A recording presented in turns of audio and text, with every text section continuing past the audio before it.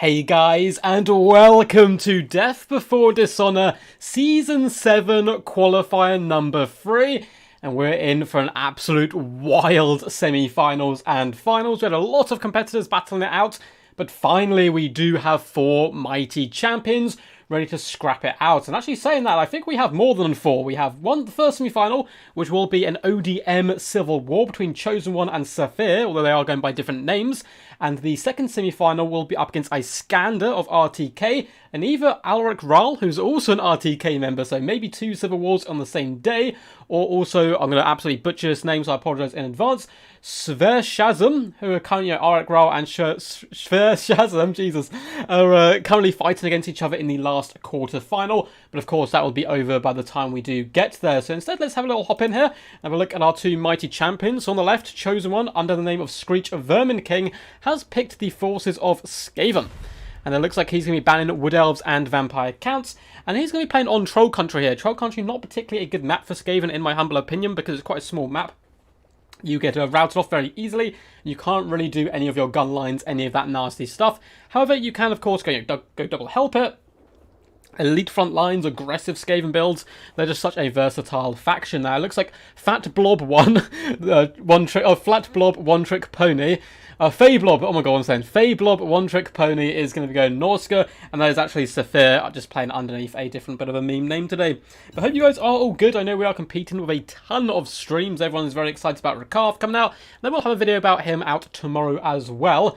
And maybe another stream early on in the day, which doesn't seem to make much sense. I tend to like streaming in the evenings. However, with the patch coming in, it tends to mess up all of my replays. And of course, I am currently playing in the Warhammer World Championships, where I've got all my replays ready to be live streamed to you guys. I'm just waiting to play one last game, so we may have to stream them all in advance of the 4 PM GMT patch update, and I'll just have to risk playing the last game after the stream, I suppose. So it looks like both these lads are ready to rumble, which is good to see. Skaven v Norska is a certainly ferocious affair. Cool, and it looks like they're good, I think. Chosen One maybe making a few last-minute adjustments there, but I'm certainly very excited to see how these guys do perform today. Chosen One is a veteran of DBD, having made it to some of the grand finals before. I feel like he won a season. I feel like he won a season, one of the early ones in. I mean, we're on season 7 now, so I do forget a lot of the people who have won. But I think maybe he got taken out by Taco in one of the finals, but maybe also beat Taco in a final or something. Who knows? Who knows? I'm sure someone will be able to dig it up and find out for us. Looks like Chosen One is now once again ready, and so is Sofia. Oh, it's exciting times as we do load in here to the glorious Troll Country, which is traditionally a map that we do like to start with on the streams. Real blood and thunder affair, gets the battle underway incredibly quickly, and have these guys trying to claw out each other's eyes and stuff straight from the off. But yes. Oh, let's warm up my hands a little bit, have a little sip of our drink. And by the way, when I do my Warhammer World Championship livestream games, my group is disgustingly close. Everyone seems so evenly matched. Has some of the best tournament matchups I've ever played in it. So it's been such a good tournament. But anyway, let's hop in and have a little look first at Chosen One's build. And of course, he is going to be bringing the plague-ridden rat himself, Lord Skroke, coming in with a load of awesome abilities. We have the Liber Bubonicus, Rod of Corruption, Pestilent Birth, those lovely summons, as well as Vermintide. So basically summon spam and his very powerful items, which is the best way to bring him. And we have double Pack Master on Brood Horror. Now, Brood Horrors have been nerfed slightly in the latest patch to come, but that is out tomorrow, not today. And they are still powerful beasties. Of course, they will be restoring hit points of each other as they go about their business. Front line is going to be a mixture of Skaven slaves as well as clan rats, all dotted in with spears. And we have the Council Guard Regiment of renowned Stormvone with halberds. It is so pivotal to have an unbreakable unit for the Skaven in the middle of a battle line. And it looks like they are going to be taking the high ground here, trying to make Obi-Wan Kenobi as proud as possible. We have Skaven slave slingers as well as warp fire throwers. What is this madness? I never see these guys in action. So we have the flamethrower rat boys themselves. Going to be very good up against Norska and their light armor. We actually have 2 units of them. Really nice stuff. And we have some Death Globe Bombardiers. The elite Death Globes. You don't see these guys terribly often either. They actually come in with a load of armor piercing as well as magic damage. So it'll be interesting to see how they perform. We have Wolf Rats with poison. We have Rat Ogres. All the good stuff. And yeah, nice little forward position of Wolf Rats. Going to be very busy chasing away enemy skirmishers, no doubt. Now, all looks like what they say. Oh, just ready and all that good stuff. Nice. The force of Norska, we do have a double Marauder Horseman to do a bit of a flank on the left-hand side, and a mixture of Marauders and Berserkers dotted through the main battle line all the way along, looking to envelop the enemy where possible. We have a Feral Manticore, or two, looks like two in fact, one either flank.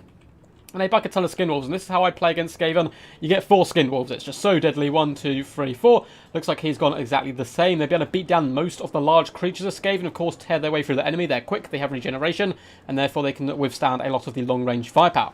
With a Shaman Sorcerer of Fire, Burning Head, and Fireball, and then we have the Frog Daddy himself, the king of all trolls, with his mighty hammer and Wintertooth Crown. He's going to be pretty scary. He's actually come in with the Wintertooth Crown ability, giving him that glorious Unbreakable. So these boys are good to go. We will start. What's up, Ad? What's up, Nick? How's it going? What do we say to nerfs? Not today! Not yet! They're coming tomorrow, and thank God for that. For one of my WWC games, I managed to win with a character who's been heavily nerfed now. The last hurrah of the broods, for sure, man. Sofia the Beast. He's not played on the channel before, Sofia, but I've heard good things, and it seems like he is a mighty player. Good luck, have fun, you too. And I do love the name of Fey Blob One Trick Pony and not bringing Bretonia, which is absolutely amazing. Brute Horrors are going to scuttle their way forward. Now these guys are disgustingly fast, coming with a pretty hefty whoppy speed of 95. They can actually push back the Marauder Horsemen as they are faster than them. They're going to be accompanied by the Wolf Rat, so he's looking to attack with these units where possible to then allow his rest of his build to just chill back, vibe on the hill, shoot the enemy as they do approach. Now one big problem for the Skaven is they're pretty close to the board edge. It's not like, obviously nowhere near like line camping or any of that type of stuff, but you can be broken and run that distance relatively easily, which is a big problem as Skaven leadership is pretty poor. But at the same time, oh god, Wolf Rats go in for a Leroy Jenkins approach, and they get punished in a similar format. Frog and Skinwolves just butcher them and they start fleeing. A nice little summon is going to come down in the front lines though by Chosen One. Clan Rats are going to appear in. Now some newer players may be wondering why do you summon a unit in front of the front line like this? And it's to slow down the enemy advance and break it up. But the Warp Fire Throwers roasting Marauders on the approach. I've basically never seen these guys play in tournament action. We have to see if they can fare well. They've only managed to get one burst so far. Now the second burst is coming in. Doing some pretty nice damage, but Skinwolves have charged into the back. Packmasters are on the approach, looking to try and shut them down. Protect the flamethrowers where possible. And on the right-hand side, looks like Skinwolves have forgone actually attacking this side as a big, fat, burning head comes down the line, roasting troops. Those Wolf Rats got absolutely decimated. It may go all the way through onto the Council Guard if he is lucky. This nice little central portion up on the hill, though, is consistently firing down. Berserkers have pushed their way through, but they need to get aggressive and start moving forward into the back line. Looks like Horsemasters are just about to do that instead, or I think they're just actually basic horsemen. In the main engagements down here is an absolute mess as Manticores and Frog push through their way onto the Warp Fire Throwers. All the while getting picked apart by Packmasters. A lovely little Plague Monk summon has gone down here to help chew through the Berserkers as well as basic Marauders. Both Packmasters just vibing together. This is a good way to use them. Keep them together, keep them some Skinwolves and or fighting the Skinwolves. But stay away from Frog. Frog hurts really badly, and especially with that Feral Manticore active as well. It looks like the Death Globe Bombardiers have finally been shut down and surrounded. A mixture of Skinwolves and Horsemen have completely clobbered them, and some of the Rat Ogres are unfortunately terrified and going to be running for the hills. Council Guard a little slow to react. They want to be on top of these troops to help protect them, and the fight of Norska just beating back the Skaven so far. Another glorious burning head goes down, catching some Plague Monks as well as some rats, but unfortunately Plague Monks I believe were just a summon, so that's not only the best value. More Berserkers are starting to push through now, taking the fight to the high ground. Frog just hammers one Packmaster, and it immediately decides to dart away and run. Would honestly be worth taking a unit of Skinwolves and hunting this beastie off the field if possible, but again it's quite hard to shut down with its huge speed. Skrulk is in the danger zone, as we like to say. Frog, Manticore, Skinwolves all completely surrounded. The little glorious plague-ridden rat, and he is not having a good time. Feral Manticore dives in as well, and some Berserkers trying to get a lick in or two, make a name for themselves. And it certainly looks like Norska are taking a massive advantage at this point. Council Guard simply haven't been where they've needed to be. They weren't able to protect the troops up on the high ground, and they haven't been near their Liege Lord in an effort to protect him. Now, Warfire Throws did some initial lovely burst damage, but on this map, I think Double Hell Pit is the only way to go, or some kind of elite rush build, because guns will get shut down very quickly, particularly by Norska, who are arguably the best rush faction in the game. I think them and Greenskins are two of the best factions at doing that rush technique.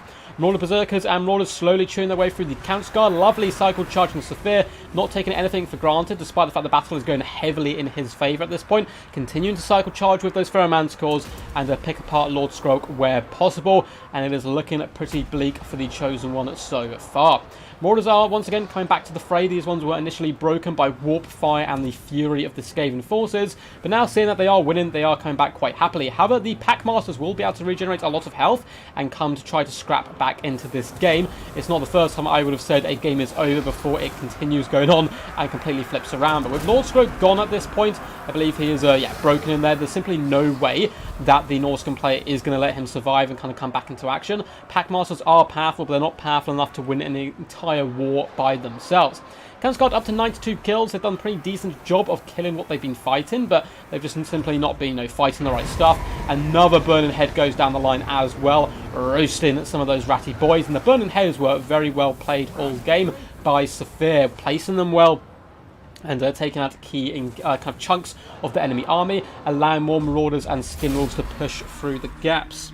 Skaven lose? Yes, they certainly need a buff, I'm assuming, in this next patch.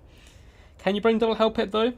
I think you can bring double hell pit off the top of my head. Maybe you can't. Maybe I've messed it up. You certainly used to be able to. Yeah, those wolf rats, yeah, Game of Thrones his wolf rats for sure. But very well played to both these guys. Some lovely initial damage coming in, particularly by the Warp Fire throwers, but as you can see, not the greatest damage value, about 400 on both of them, or 450 on this one. Not too shabby, but nothing amazing. Deathglow Bombardiers as well are a bit of a risk because of their price pool compared to the regular variety, and these guys do come in at 689 damage value, but they are a little bit more expensive. And all round, just got rushed. Yes, Lord Stroke is very powerful, and so are the Packmasters, but none of them getting particularly great value whatsoever. Whereas if we look at Fayblob One Trick Pony, also known as Sophia, Frog was relatively healthy towards the late game, 1,295 damage value, and the Firecaster 211 kills. Beautiful work. 17k damage dealt, 1,241 damage value. And Marauders, they did their job. They're cheap, they're cheerful, and they're here for a good time, and they certainly had one. The Berserkers helping to chew through this unit, in particular doing good with 1k damage of value. Now, talking of powerful units, the Norskins do have a few of them coming in the form of Skinwolves, all of which were very healthy at the end, getting some okay to decent damage of value. These ones getting nearly 900. But also something that is very powerful is the Feral Manticore. Only 377 damage value on this one, but it was pretty much full health. The other one getting over 1,000, again being near full health. I definitely won on fun and style points there. Oh, hell yeah. Oh, yeah. Warp throwers for the win. Bombardiers 900 gold, please. Yeah, I mean, yeah, they can get really decent value, but the problem with them, of course, is their cheaper brethren that just perform so much better. So up next, we will be bouncing over to River and Maxon. And he, hello, Sophia is going to be going with one of the sub-factions for Bretonia, and he's going to be banning Lizardmen and Dowie, two very good bans. They are pretty tough for the force of Bretonia to deal with. You know I have to, and of course these guys are ODM clanmates, so, I'm sure they'll be having a laugh about this as well, and kind of memeing on each other a little bit. Oh no! No!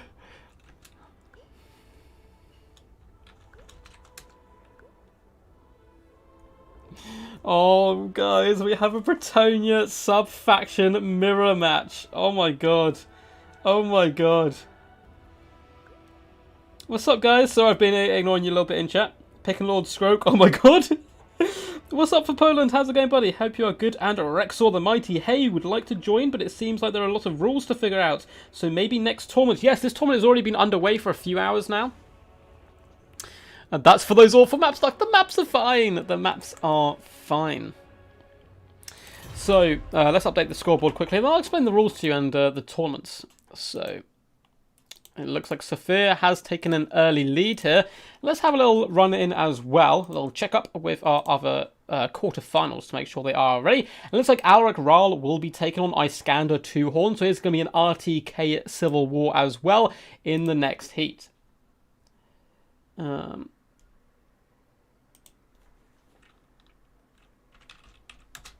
So I'm just going to reply to one, guys.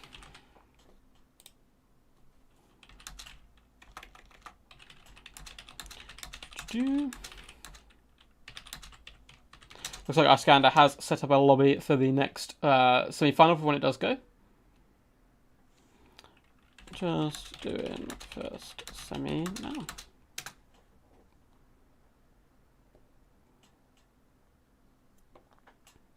QQ.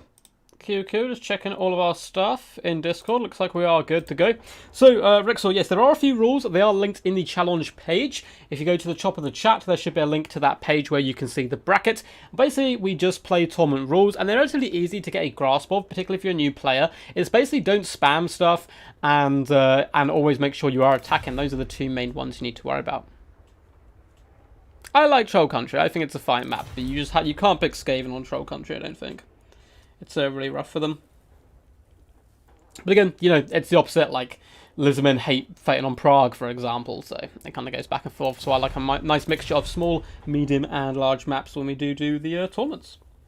But yeah, definitely, man, Rexor. Definitely get involved. If you join my Discord, which I think I actually saw that you did hop in there. That's where I post announcements for all my tournaments. We do a lot of chilled ones as well.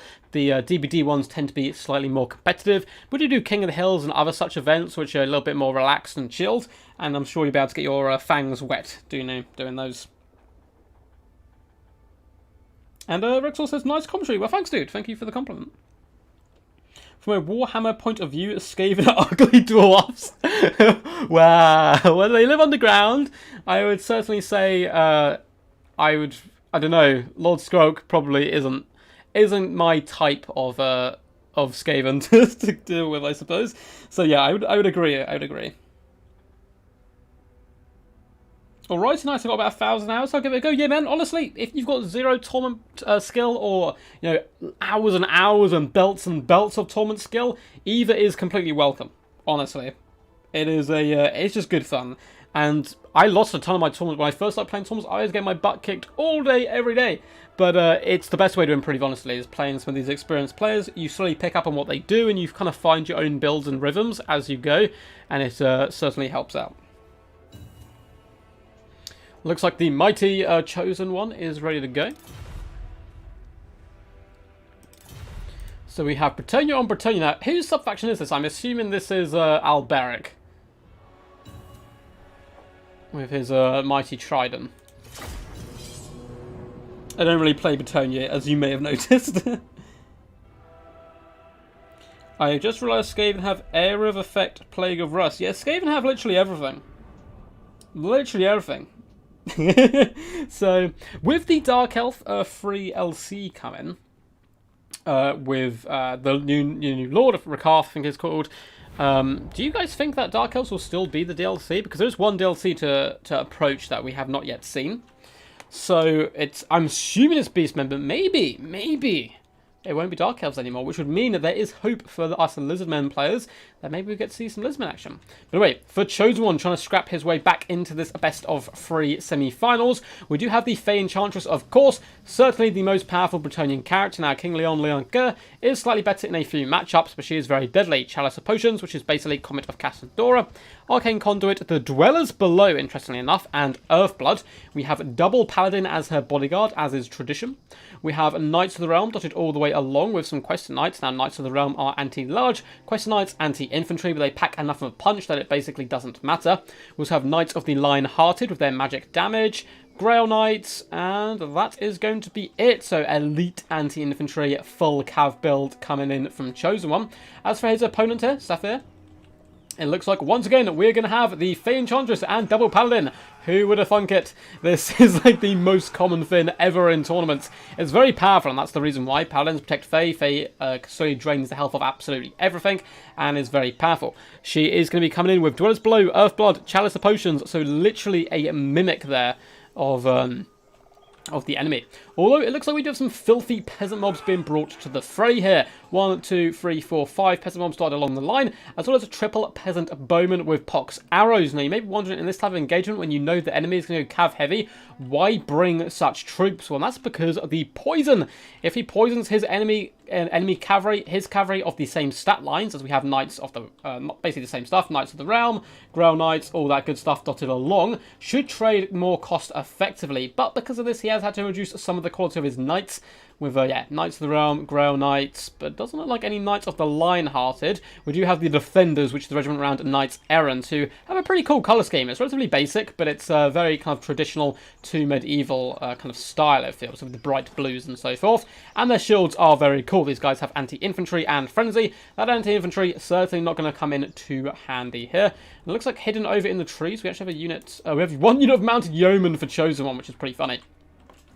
So throughout the battle, we'll probably call these guys the Blue Bretonians and these guys the Red Bretonians, just to help make it as clear as possible.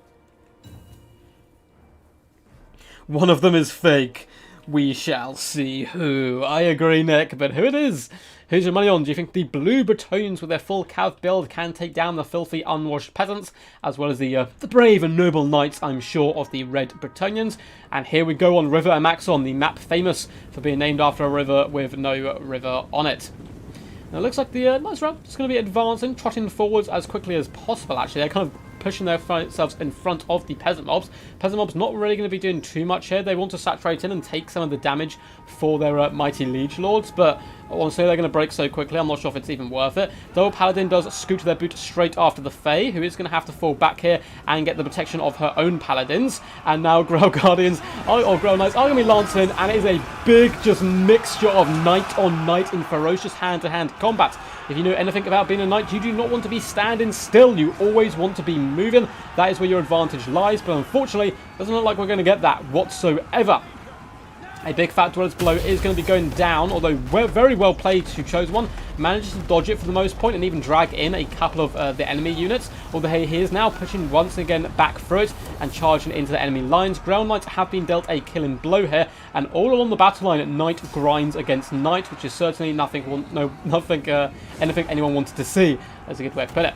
The back line, mounted yeomen have squared up. They need to be charging in and shutting down the peasant bowmen where possible, because those poison arrows really making a dent, and a lot of Chosen One's knights have been forced off here. Grail Guardians getting lovely charges into the more static warriors of the Blue Bretonians. Red Ones, you can see they're looping up and around. They can crash back here, and their units, which are outnumbered 2-1 right now, are going to fare far, far better if that continues going. In the main blob fight, it looks like we do have a Dwellers coming down, but this time by the Blue Bretonians, catching some peasant bowmen, as well as those paladins and other such units, as all the heroes do just kind of bump and grind. Down on this left-hand side, the Red Bretonians are slowly getting the upper hand across most of the field. Balanced power does reflect this as well. Mounted yeomen to have coming crashing in and shutting down one unit of archers. They need now to bounce over to the second one and really try to finish them off where possible. In comes the first potion of the day, and it looks like it's going to be a complete and utter miss, perhaps, as it is formed into existence.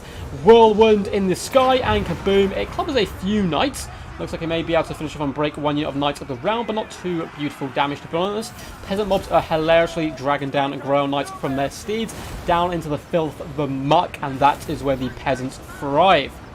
It looks like Chosen One's Fae is getting dumpstered here by a Paladin and an enemy Fae, not having a good day whatsoever. His own Paladin's a little bit left behind. They are slaughtering one of the enemy ones, but it's much better to lose a Paladin than it is to lose a Fae.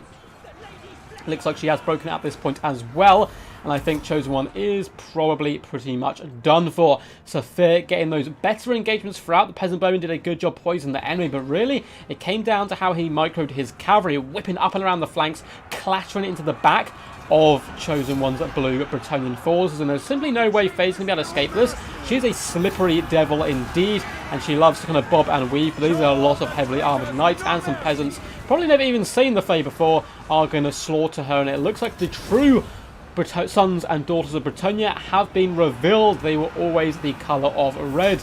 I love the fact their flag is also red and blue as well, to add to the kind of elements there. But it looks like Sofia is going to go for a rather dominant 2-0 lead straight out of the gate. Looks like one spell was about to go down, but army losses is kicking in, and that is going to be game. Very well played to the two ODM champs. This is basically Vampire Count Mirror. Oh god, it fills me breath. What's up, Ice Power? How's it going, man? I hope you're all good in the hood.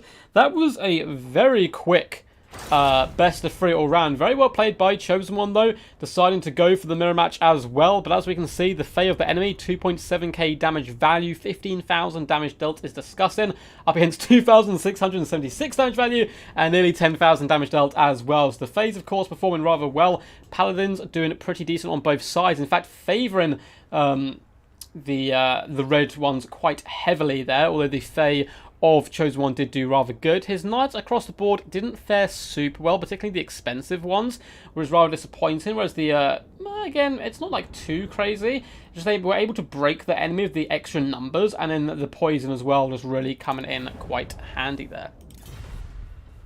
Just abuse OP Fae Blob. You were just lucky. Just abuse OP Fae Blob, he says, after bringing the Fae himself. I love it. GG. See you in the finals. Sofia. Tune in to lobby. Oh, tune in to stream to see when your game starts.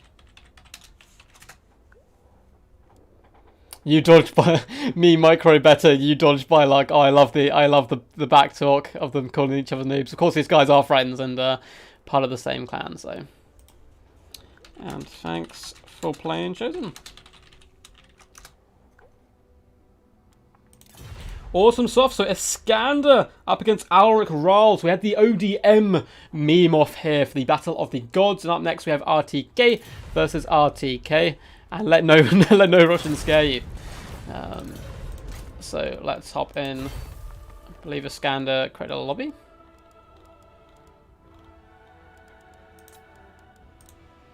Let's double check that was the right one. I don't want to hop into someone's game accidentally. Yeah, 88 past 1 to 3.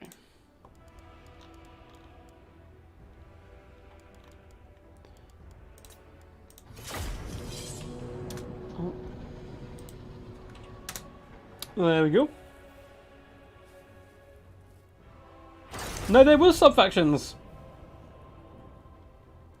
Yeah, they were sub-factions. Hey. So I'm assuming Avarosh is Rall. Let's check his name. Yep, it's Rall. Perfect. So maps are Pillar of Bone, Iron Sand Desert, and Karak Azgul. And let's update the scoreboard quickly. So that was 2-0 to the mighty Sofia, making his debut on the channel and doing extremely well for himself. So let's change the names around. Well played, Chosen One though, a true champ. Always happy to have him on the channel. He's a mighty competitor and had a real good spirit today as well. I love the the Bretonia counter pick. It was amazing. Rall. And then let's reset the scores. And load in. Oh, looks like the guys are immediately good to go. Both ready straight away. Beastmen up against Empire on Pillar of Bone here. Oh, for some reason I thought Iskandar was RTK. Maybe not. I don't know why I've always assumed that. You know, when you asked for Dark Elf nerfs, CA heard you. I don't think they've been nerfed that much. Hasn't, like, a unit which never got picked been nerfed or something? Like the Beastmaster or something. But no one used the Beastmaster anyway. So I don't think they got, like, really that nerfed, did they? I might have missed something. I haven't really looked through the patch, obviously, fully. Because it kind of came out in an awkward time.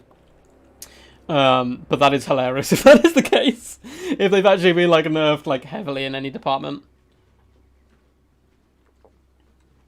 Honestly, I think if you chuck a Law of Life caster into the Dark Elf roster, they become so much better. Like, so much better. With the potential for healing, I think Dark Elves could be quite nasty. And I think that's Law, right? Icepad probably knows a bit more than me. I swear Dark Elves could use, like, all the base laws of magic. They didn't use High Magic, which the High Elves used, but they used, like, Dark Magic instead. But I may be wrong there. I may be wrong. Anyway, for Iskandar, 2 Horned and the Beastmen Hordes, generally considered one of the worst factions in multiplayer. However, in the right hands, of course, any faction can be deadly. He has gone for the double caster, one of Death, coming with Spirit Leech, and the other one coming in with Manticore Summon, 2 of the best spells in the game. We then have Morgan the Shadowgrave, someone I've become less and less a fan of as time has gone on. He does, of course, come in with both his pesky summons, but once those summons are done, he's not really going to do too much. He just kind of runs around the battlefield and doesn't die. But again, sometimes what you need in your build. Lovely Vanguard approach coming in, though, from Iskandar. We have Gore Herds as well as Ungor Spear Herds dotted all the way along the front line, backed up by a couple units of Ungor Raiders. And in the skies behind them, we have some Harpies. Down on the ground, we have triple Piggies. Razor Gore Herds are very good for their cost. They've got decent mass to pin in large entities and have pretty good AP. We have 1 unit of Warhounds currently standing to attention 2x2. And the Butchers of Kalkengard, who for some reason always remind me of the Witcher because of the Butcher of Blaviken, despite the fact these guys look like something he would slaughter in his sleep. Of course, coming with their glorious Blood Creed as well.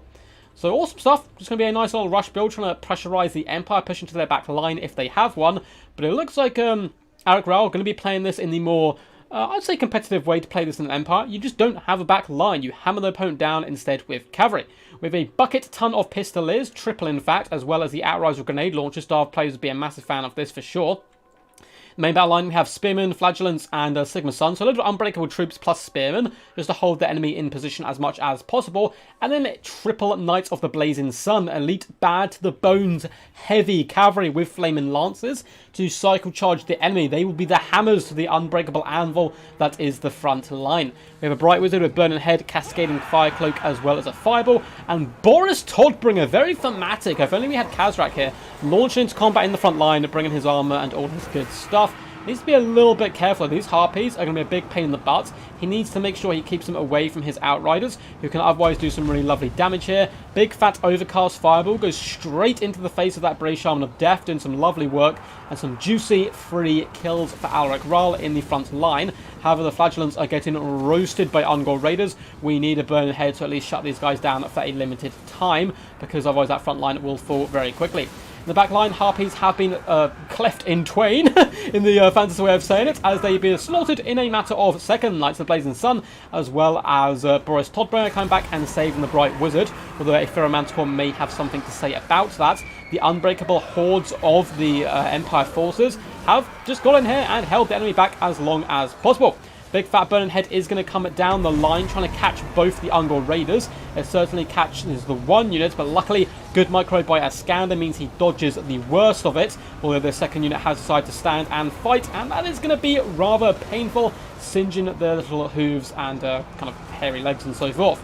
Ungor Spearheads, yes, they have that bonus versus large. I can do absolutely nothing to Boris Todbringer. Grenade launchers coming in doing some massive burst damage as the Pistoliers simply kite back. Alaric Rall, one of the best players in the game when using cavalry in this style. He's also a very good Bretonnian player, I believe, if I remember correctly, at doing this kind of maneuver. Manticore has been surrounded here by Knights of the Blazing Sun, as well as some Pistoliers trying to rampage it and break it as quickly as possible. And the summons of the Chaos Spawn have gone down, but this is my problem with the Chaos Spawn summon for Morga. Okay, they're going to be killing some Flagellants and some Spearmen, and then they're going to disappear and not do too much else. But if you have Kazrak One Eye kind of bouncing around on a chariot, at least he can be in multiple places at once, and or feel like he can at least, kind of rolling around the battlefield and impact the war slightly better than the Shadowgrave. But equally, he's easier to snipe, so I understand it's a bit tit-for-tat. Our Grenade Launchers continue to rain in fire, although they are running out of good targets. And in come the Razor Gore Herds. Now, this is a big problem. They do really decent damage to the Knights of Blazing Sun if the Blazing Sun Knights don't get the charge. And they are threatening currently the Pistolier Corps as well as the Knights. I would certainly like to see Alberic over here helping dish out the pain. Piggies, of course, don't have the greatest leadership. Big Fat Fireball does come in, aiming at the Brave Shaman of Death. Probably would have been able to finish him off or break him, but one of the pigs does become bacon in an attempt to save the hide there of that Brave Shaman. Because Warhound's doing some lovely pressure now, forcing away the Outriders and Pistoliers, who are currently fired about 20 shots into one poor little gore there. And a load of the Beastmen forces have come back. An incredibly close game so far. Alberic is very healthy, however. Butchers of Kalkengard currently getting a lovely surround on him. They probably need a bit of support, as the mighty pigeon there does a big old hack and claw. They're staggering so much, but not taking any damage whatsoever. We do have Ungor Raiders continuing to pressurize where possible, though it looks like the Pistoliers have managed to make a cheeky getaway. Now, are the grenade launchers here as well? Nope, it looks like grenade launchers are currently kind of getting surrounded and chased off by Ungors in the distance. A lovely Ferromanticore summon is going to push the balance power in the Beastmen's favour, so an incredibly close game. These piggies could now surround Boris, and if they surround him with the help of the Butchers and the Manticore, that is going to be one dead Boris, and it looks like Rall knows this and he's trying to pull him out. Trying to come through the only route he can physically do to escape, and he's very slow. Oh my god, look how slow he's moving. Oh, definitely slow. And taking a ton of damage. Knights of Blade Sun are going to lance in, perhaps trying to free up some space for their lords to fall back from, and as well as taking some of the heat. Pistoliers are charging into combat. All of the cavalry are answering the calls of their liege lord. It looks like a Cascading Fire Cloak is going to go down on Boris as well. Rall knows how important this is. Miss Micro from Iskandar. He needs to get this Ferromanticore in the action. It's here for a limited time, and a good time at that. And it looks like the charge of the force of the Empire have managed to break off some of the Razor Gore herds without the pressure of the Manticore coming in as well. Boris is somehow surviving this. Charge into the deep once more. Scream the men of the Empire as they rally to the cause. Outrise of grenade launchers doing beautiful damage here out on the flank. Pistoliers need to disengage and chase off some of these bad boys. Despite the heroic efforts of the men of the Empire, it looks like Boris is going to be forced off now. The good thing is, if he can survive, which is a big if, he is of course going to be regenerating all that health, and his healing cap is nowhere near. Problem is, he needs to rally before he gets to the edge of the board, and he has plenty of space to do that. The Empire simply need to be patient and wait for their lords to come back from them. Summon has dissipated bounce powers heavily in favour of the Beastmen. They need to take this opportunity to break the majority of the Empire forces before Boris can come back, heal up, and push that balance of power back towards the centre. And it's kind of the powerhouses left. Butchers of Kalengard, still 5 models, plenty of healing left on them. If you have a nice overarching view of the battlefield, Beastmen are rallying. They are rallying in droves. It looks like Knights of Blade Sun have been dealt their last supper. Pistoliers, though, are continuing to fight in. Decent ammunition on them. They can kite all day. And Boris Todbringer is now going to be healing up. We still have the arrows of grenade launchers. You need to start lapping up these broken troops who are going to come back to the fray and slowly pick them apart. It's really going to be a battle of the skirmish phase now. It looks like, unfortunately, some unbreakable troops of the Empire are going to be going down under flesh, hooves, and horns. Not a good way to go, but a necessary one. Lovely volley comes in, aiming at those butchers, trying to take them offline, realizing they are the threat here because of that regeneration, but now they are down to 2 models. Poor Boris did fly too close to the sun and has been whacked by a Spirit Leech here. He just needs to stay as far away as possible and heal up. Just keep healing up, keep kiting, bide your time, because the Empire are quite heavily against it on the balance of power, but I think if Boris can get up to his healing cap, which does take a long time, he's going to be in a very good situation, and somehow the piggies are enabled to catch the Pistoliers, who do have to flee now. They're doing some nice damage. Luckily for Boris, he can finish off these Shamans whenever he so deems it, as he will basically clobber them on the charge really well. But these grenade launchers, need to dot around, finish off these Razor Gores, finish off the Ungors, and these Razor Gore piggies are continuing to chase down the Brightwoods where possible. Pistoliers starting to run relatively low on ammunition at the moment. The Razor Gores are a good target though, as their leadership will start to waver. One problem, of course, is leaving the Spirit Leech Shaman left on the field, who can do that good damage to Boris, who looks like he may have to come over and commit to a fight a little bit prematurely. Cascading Fire Cloak has been popped on him, and that means he is expecting him to take some damage. So here he comes, a thunderous charge onto the Shaman of Beast. The wrong Shaman, in my opinion, although, he managed to hit him, break him, and get back up. Take a Pistolier unit, chase this guy down, and finish him off for sure. You don't want him coming back. Definitely wants to kill the Death Cast, because those Spirit Leeches could be nasty. Arrows of grenade launchers going to copious shots over onto the Razor Gores. Friendly fire is absolutely necessary, and they do not care about it whatsoever. The unbreakable troops are willing to lay down their lives for Sigma. Balance power still in the Beastmen's favour, although it looks like the Deathcaster has now been terrified off, although the Pistoliers themselves have been broken. This is a disgustingly close game. Balance power slowly creeping back to the forces of the Empire.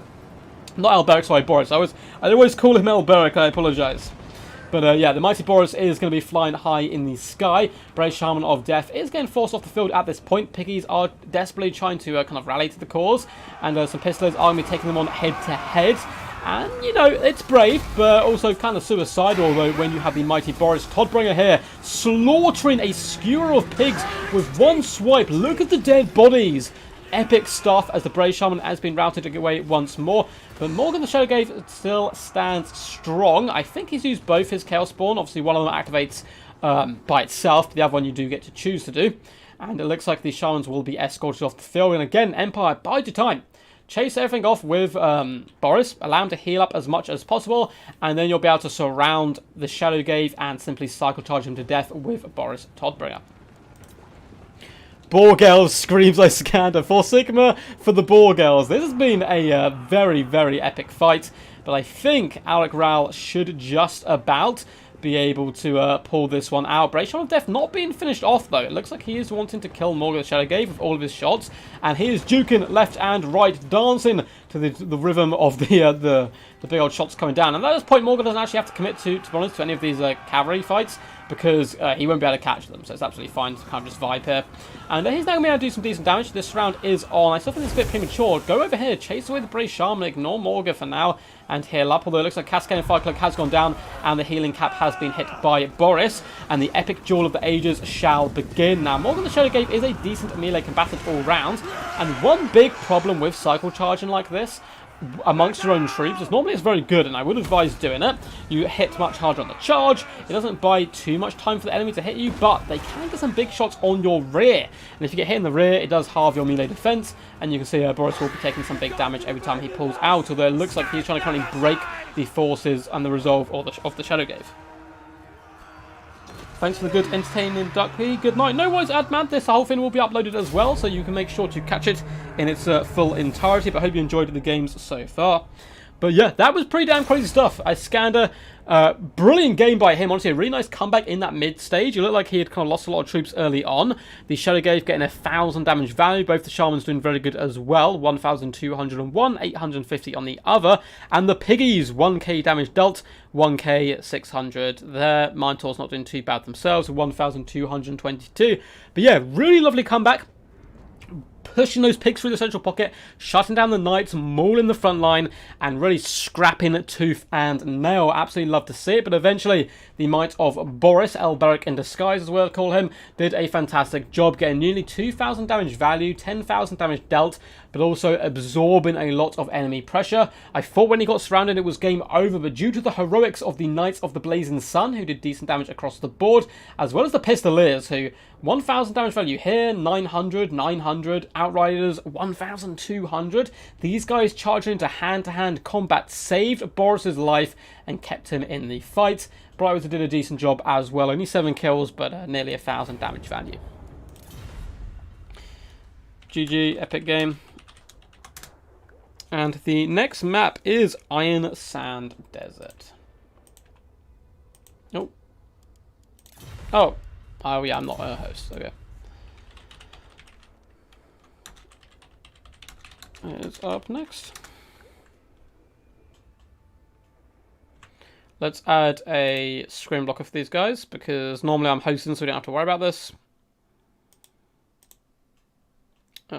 Do I have a screen blocker? Oh, don't use that one. There we go. Someone please remind me to take that down, of course.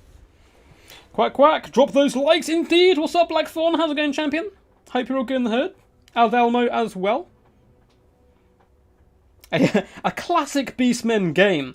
Doing taking a load of damage early on, coming back with all those summons and kind of hard hitters in the mid portion, and then fall into their doom. So these guys are currently on the wrong map, but that will probably just be my lobby. Same thing happened earlier on against someone else, so I'm assuming they're on the right map here. That was the first game of this second semi-final. So we're already on the second semi-final here. Staying alive, staying alive.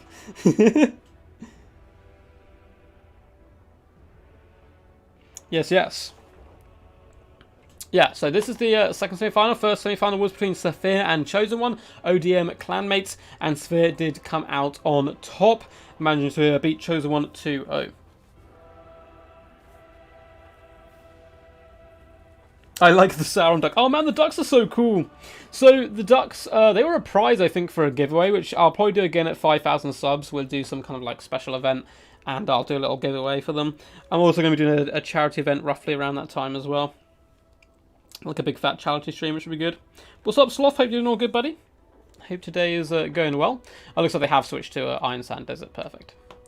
Perfect stuff. So you might have already sorted out their picks and bans before I hopped in the lobby. Oh, that's the wrong one. That's not DBD. Rexor, that's a different tournament, not hosted by me. That is hosted actually by my housemate Logic. So obviously a very good tournament as well to join into. The sign-in for DBD qualifier number 4, which is the last qualifier of the season, isn't up yet because I don't know which day it's going to be. It'll most likely be next Wednesday, but may well be the Wednesday after, depending on what how the cookie crumbles basically on my week. But that is also a very good tournament to join, Rexor. So I highly recommend playing in that one as well. But yeah, they are different events hosted by different people. So I'm going to load in here. I'm not going to take away the screen blocker yet because it may like glitch out the game if I hop out. Let's have a little sip to keep me alive.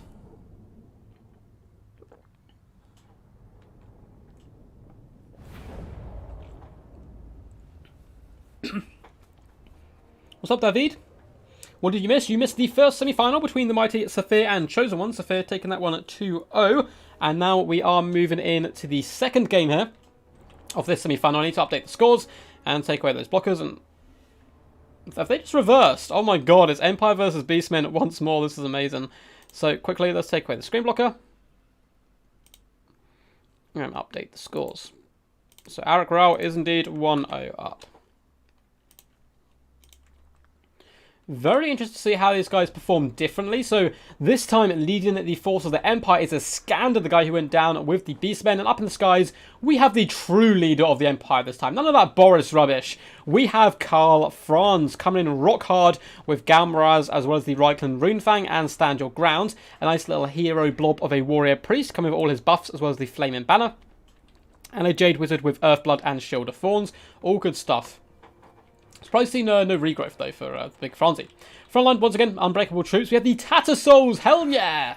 Tattersouls are a unit you don't get to see terribly often at all. They come with a pretty similar colour scheme, to be honest. A little bit of green plopped on top of them. And they come with the glorious strength here. If they are losing... Oh, wait, you pop it, and if they're losing in melee, it charges 15% physical resistance and 14 melee defense, making them even more sticky and annoying. We also have Sigma Suns in the front line and Spearmen. So very similar front line to the previous build from the Empire. And we have triple Knights of the Blazing Sun as well. So very close stuff. Just a little bit of change. No skirmish cavalry. Instead, going with Karl Franz, who's a bit more expensive. A little bit more expensive hero core as well. Now, for the forces of the Beastmen, they have deployed in an absolutely bizarre fashion. So we have a ton of Centaurs with great weapons, 2 in fact, with a couple of Razor Gore Herds, a ton of Ungor Herds dotted all the way throughout, mixed in with a few Gores as well, looking to ambush the Empire over here. They have appeared on the complete wrong side of the map. We then have more Centaurs with great weapons, so 4 Centaurs with great weapons, 4 Razor Gore Herds, all that good stuff. And once again, it's double caster. We have Brave Shaman of Wild, though, coming with Vile Tide, which is interesting to see. Vile Tide, when overcast, can do pretty decent damage to Knights even. We then have a Brave Shaman of Beast with Manticore Summon. And we have a Beast Lord on Chariot, which I'm a big fan of. I'm a big fan of this guy, honestly. Kind of Apocalyptic Vision, plus 24 melee attack and leadership's really nice. He has the Blood Blast, he can certainly do some nice work. And if you get your Chariots gooning a character, it can be scary stuff. Big Fat Vile Tide does come down, doing some nice damage straight out of the gate, but nothing too insane or crazy just yet. You're then going to be falling back as the rest of the Beastmen build does slowly get into position. Going to take a little while before these guys do finally, keep themselves facing each other. The phrase reminds me of a song from Slip. Oh well, on note, forgot Monday as well. What's this? Will it possible to do on a Monday or a Tuesday? Not a Tuesday, but maybe a Monday. I can maybe do a tournament on a Monday. It'd have to be very early, like earlier than this by a couple of hours, because I work very early Tuesday mornings. But we can figure something out there. I'll certainly try to mix in days, maybe have a Friday as well. Frontline squad has been summoned here in the front line with the Beastmen rather early on this time. It's going to be interesting to see who he does go for. With Karl Franz nearby, it is always pretty risky summoning a Manticore this early, because Franz can just literally dump on him now, and that's exactly what I would do. Come charging in, although that may be a mistake because the triple chariots are vibing nearby, and that Jade Wizard is horrifically out of position. Desperately trying to escape the chariots, is now going to take a ton of rear damage, although the chariots are coming in one by one in a weird little column fashion, meaning they're basically doing no damage, and that may allow the Jade Wizard to escape. Karl Franz has popped down, buffing up all these troops and slaughtering Beastmen left, right, and centre. Apart from that, the Beastmen have completely swamped the Empire foot troops, who have been abandoned by their liege lords and the cavalry. Where indeed even is the cavalry? It's literally just kind of chucked itself in the front lines where possible. Desperately trying to protect that Jade Wizard, who's currently taking huge damage, despite the fact they've got all these buffs on them, including Shield of Faith and Shield of Thorns. Down very low, Karl Franz is going to be popping in. should be able to break the Feral Manticore rather quickly, and going after that Beast Lord who has the Bloodlust active. But the Jade Wizard has been forced back, and this is the problem. Franz, yes, is better than Boris, but he needs assistance in the form of a Jade Wizard to obviously get that healing. Oh my god, Franz did not like his Jade Wizard being attacked. He's come in, slaughtered this Beast Lord, put him in his position. Man is better than Beast, he screams, and he instantly slaughters the Lord of the Beastmen, which is very good news for Iskandar, because everywhere else in the battlefield he's getting slaughtered. It's not going too well. Knights of Blazing Sun are relatively okay. Some units a little bit beat up. This one pretty much full health. For those Centaurs with great weapons on the charge can do some nice work. Looks like Franz is going to come over here and attempt to assist his knights who are struggling a little bit. Very close game. Trying to take out the leadership of the enemy beastmen. Obviously, it's always good. This beast caster is pretty much done for at the moment. No second Manticore summon for you, he screams. The big fat Valtide is going to go down by the Beastmen forces, helping to break some of the Knights of the Blazing Sun. And it will pretty much be Franz versus the world. His Jade Wizard once again has been enabled to get caught. And the Brave Shaman is going to be able to finish him off. And it looks like the other Shaman may just about be able to rally. Only 460 health though. It is not looking good so far for Iskandar, despite the fact he did a really lovely assassination on the enemy Beast Lord. Franz without healing is simply a man. And a very surrounded man at that. Look at this. Centaurs of great weapons getting in there. Deathclaw though is whapping some of them where possible. We have more Centaurs coming in as well, trying to get us around. Franz again is only human. He has pretty decent morale at the moment, but that will drop more and more. Oh, sorry though. Just thanking my throat. I have a little sip of my drink. Oh, sorry guys. Big fat blast does come down from the Warrior Priest, doing some really lovely damage though, breaking a lot of the Ungors. Brave Shaman has broken as well, and the Terror Route is scary stuff. That's a terrifying effect as all those forces just break. It looked like the Beastmen were in a dominant position, then all of a sudden Franz comes in, swinging his Garmaraz around, doing some lovely work. Jade Wizard somehow rallies back to the cause as well, as the Knights of Blazing Sun continuing to try to fight, although the Razorclaw herds are doing some really lovely damage. We do have some forces in the distance of the Empire who need to rally, and once again, this Jade Wizard has just ventured too close to the Beastmen hides, kind of consistently throughout the battle. Rockland Moonfang has been popped on him, but he's basically done for at the moment, down to just a whimpery 160 health, which is huge because you can just simply Earthblood up the mighty Karl Franz, keep him going, keeping him strong. Instead, he's now surrounded by angry Razorgore herds. This game is so close. Brave Shaman risking a charge into the Franzmeister, which will do some really nice damage, and he's not facing it the right way at the moment, so that is very good news for the Shaman. If he turns around, though, like this, and gets one or two good hits in, like this, then the Brave Shaman will get slaughtered, and that's just what happened. And without the leadership on the forces, like once again, Terror Routes become a big problem, and as we can see, Razorgore herds start running for the hills. And it's scary stuff. We have Knights of Blazing Sun coming back on either flank. Not many models, but those thunderous charges can certainly help break the leadership of the Beastmen forces. Karl Franz somehow just about clinging on to life, doing some absolutely massive damage. Balance power is heavily against the Beastmen now, despite the fact that they outnumber the humans massively here. More Razorgore herds are terrified. Centaurs been terrified as well. But Karl Franz, danger low. Centaurs hunting that Deathclaw booty with their cleaving spears here. And or halberds, I suppose, almost. And they're doing some pretty decent damage. Standing ground has been popped on Karl Franz, keeping him in the fight. And that's pretty much all that is. He would have broken otherwise. Clutch timing coming in by Iskandar, scrapping to stay in this semi-final. A load of the Beastmen forces start to shatter as balance power goes heavily against them. The Brave Shaman's gone. The Centaurs are gone. Franz is strong, holding his line for now. More Razorgores can push back. Centaurs coming in for a thunderous charge, although there's a full health unit of triple silver chevron spearmen coming in the late game. They are going to be huge because they're good against literally everything, and particularly anything which can do damage to the mighty Franz, who it looks like with under 500 HP is going to be able to carry the game, and we're going to be going all the way. Although saying that, we have some Centaurs of great weapons here who certainly could finish the job if they get a good charge. And Franz is now wavering. Honestly, the curse of the commentator. Every time I say something's going to happen, the opposite happens. And the mighty Franz flees and runs. Bounce power is heavily in favour of the Beastmen. And it is indeed going to be a victory for the Beastmen. Oh my god, just as I say, oh, there's no way Franz can't win this. He dies. He dies. That literally came down to that Jade Wizard going far too Leroy, in my opinion. He got a couple of good Earthbloods and so forth throughout the battle, but you have to heal the Franzmeister if you want to get that max value. And despite the fact he whopped out a massive 10,000 damage dealt, 2,335 damage value, it simply wasn't enough. The Bacon Tide too strong. Beastmen OP, please nerf in future patches. War Priest 55 kills, 9,700 damage dealt, 1,663 damage value. Good work by the Knights of Blaine Sun, but did get caught a little bit out of position at times. This unit though doing particularly well, 1,186 damage dealt. Flagellants as well as Swordsman got kind of really isolated for long pockets. If those Spearmen had got there a little bit quicker, maybe there was hope for the Empire still. But like his infantry forces didn't fight alongside the horsemen, which really meant he struggled quite badly. No sad goat's noises shall be cried today. Yeah, really well played, honestly. The Bray Shamans did amazing work. 1,100 damage value, 2,300 here. Centaurs across the board are great weapons. On the charge are ferocious and deadly. And same with the Razor Gores and so forth. Lovely play. GG. I will open lobby for final. Pass 1, 2, 3. Called DVD. Make sure he sees that and then we'll be hopping in. Dancing Kazrak. Man! Beastmen insane! Blobbed on the bombardment. Oh yeah, bombardment was scary. I thought the Empire had pulled that back, man. I really thought they had. So let's host up now. That way I can just set when to start the games and stuff, so it's a lot easier. Okay. So, Mr. Alec Rall, if you are listening, and Mr. Sofia, please feel free to hop in. The first map up will be Spite Reach. If that is indeed a map. I feel like that's what it was called. There we go. Moo! Screams the Viking. Oh, hell yeah. Oh, for sure. Carl is not a man. He's a death claw with a hammer wielding capabilities.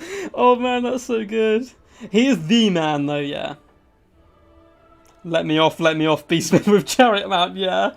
Yeah. Oh, that is hilarious. He just couldn't get out there in time. Yeah, that was some really good Beastman play. That was some really good stuff. Sofia is here. Hey, champ. Do I have Alec Rall on my friends list? I feel like I must have at some point. God, so many people. Doesn't look like it. Cool, I'm messaging on. Oh, there he is. He's Abarash, isn't he? Let's send him an invite as we update the scoreboard. So very well played. Both of the semi-finals rather quick 2-0s, so that one obviously did go 2-0 there in favour of the mighty Alec Rall, a particularly good tournament player, been around for a long time. So is Iskandar as well, who has made it to the grand finals before under the name Giles, putting a good display and show. But unfortunately for him, Sofia shall be taking his place and going up against Alec Rall. Can he avenge him? Let's obviously reset the scores down to 0, as that is slightly unfair if he starts with a 2-0 advantage. And it is going to be a best of 5 here. So it is best of 5. Maps are going to be Spite Reach, Gorgazan, Alpine Ridge, Northern Chaos, and Karak Angor. Nice to play versus you again. Awesome. Looks like these guys know each other. So yeah, Spite Ridge, Gorgazan, Alpine Ridge, Northern Chaos Wastes, and Karak Angor shall be the maps of choice. Should be fun. Who's your money on, guys? We do indeed have ODM taking on RTK. A mighty clan war. I need to do another clan war soon at some point. Trying to get DVD as well on some other channels doing clan wars so I can actually play in them as well rather than host, which should be good. Sounds nice. A beautiful game versus Cyphos and even start this later week. Ooh. That's going to be tough. That's his group for the WWC. That's pretty rough stuff. Sofia basking in the glory of the Wood Elves before they get a taste of the lubed nerfed hammer in the next patch. Yeah, I understand the nerf to Ariel. So for those who don't know, she's no longer going to be unbreakable. She's also losing some leadership, so she's going to get a break relatively easy. And and her like mass has changed stuff, so she should find it way harder to get through blobs, which was a nerf that needed to come in. They did my boy Orion dirty, they nerfed him, and I love Orion, and I feel like he was a meme for so long, and he finally got his chance to shine, and then the very next patch he gets nerfed again. He's still very powerful, just the damage resistance drops from 44% to like 22% or whatever it was, which is still very powerful, so I think he'll still hopefully be quite good, but his day in the sun, unfortunately, of being OP has been laid to rest. I'm sorry for my hate towards the Weed Elves just came out on its own there. It's fine. I mean, I like the fact Weed Elves was a little bit powerful because they were pretty trash for a while. I mean, they were good, but like, they were so predictable. They could only really play with like away watchers or rushes. So, it looks like Rall is going to be going Warriors of Chaos, banning vampire counts and greenskins. Big fan of that ban to vampire counts. It is basically a suicide mission to attempt to achieve victory there. Let's have a nice little silver drink to keep us alive. I'm going to check Discord as well. Make sure we're all good. Looks like we have no questions.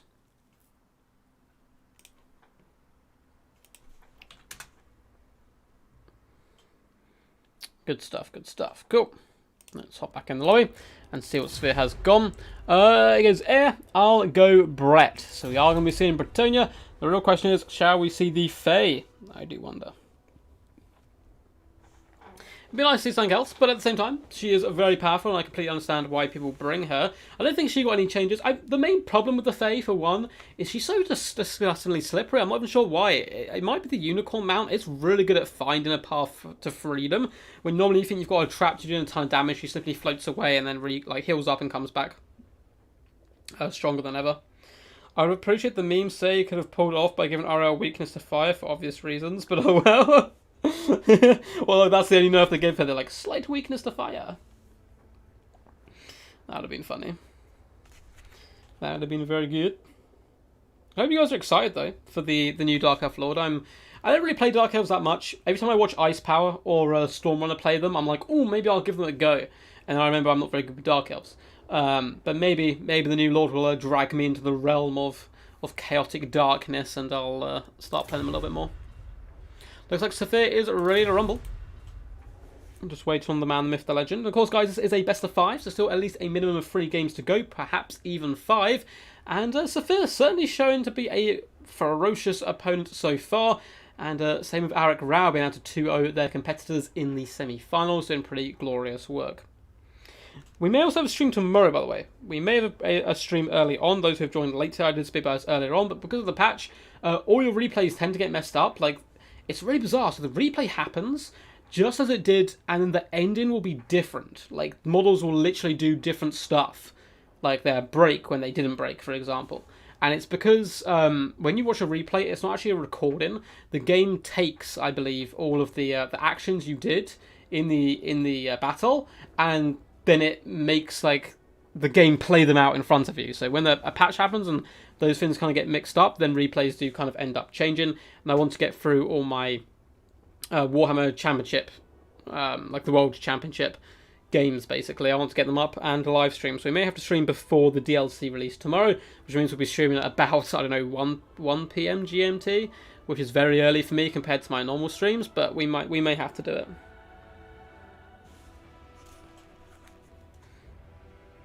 If I choose between Dark Elves or Beastmen, I'd rather play Beastmen campaigns as Rexor. I don't know why, they're just so edgy. Yeah, Dark Elves are literally spikes everywhere, eyeliner, and long dark hair. They're like the edgiest elves you can get. So Arik is plotting, scheming in the shadows, trying to figure out what he's going to do. Of course, he can take his time here, trying to figure it out.